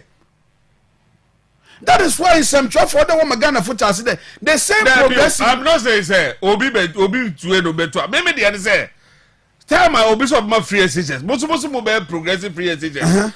Free education 419 no those kind of 419 in there. Oman paying another will be some opportunity there. You should do a costing. That sikanyin na yadere baba ye free SHS. Asama Ghana fu bi sanin. He could not give us any tangible fund data.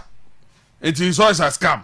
We saw it as a scam. And he has implemented. And now, the major problem of the free SHS because they don't have a realistic source of funding. So it was not that the NDC was against that free no. But because you saw say it was now, a scam. Now, one know what 1992 constitution. The NDC, of course. It's one know what the constitution the young free SHS. But it's different. One of them know what it miss was. One of them same. Inside they ain't believing in it. The best constitution. No, but the issue that was say it is not about say you not believe in it. But obviously be free SHS. Because we know him is a scam on the quote and kind of woman to me. One me what days perfect and some I can or no quote. In some an Akufo-Addo ka man. I know the Yemeni. Open also start the free SHS. Number 4 second year, 3rd year. That's a one man when you have free education. No shall from baby, not the buy abodru baby. That is progressive. I shall do as well baby. Now the baby baby or your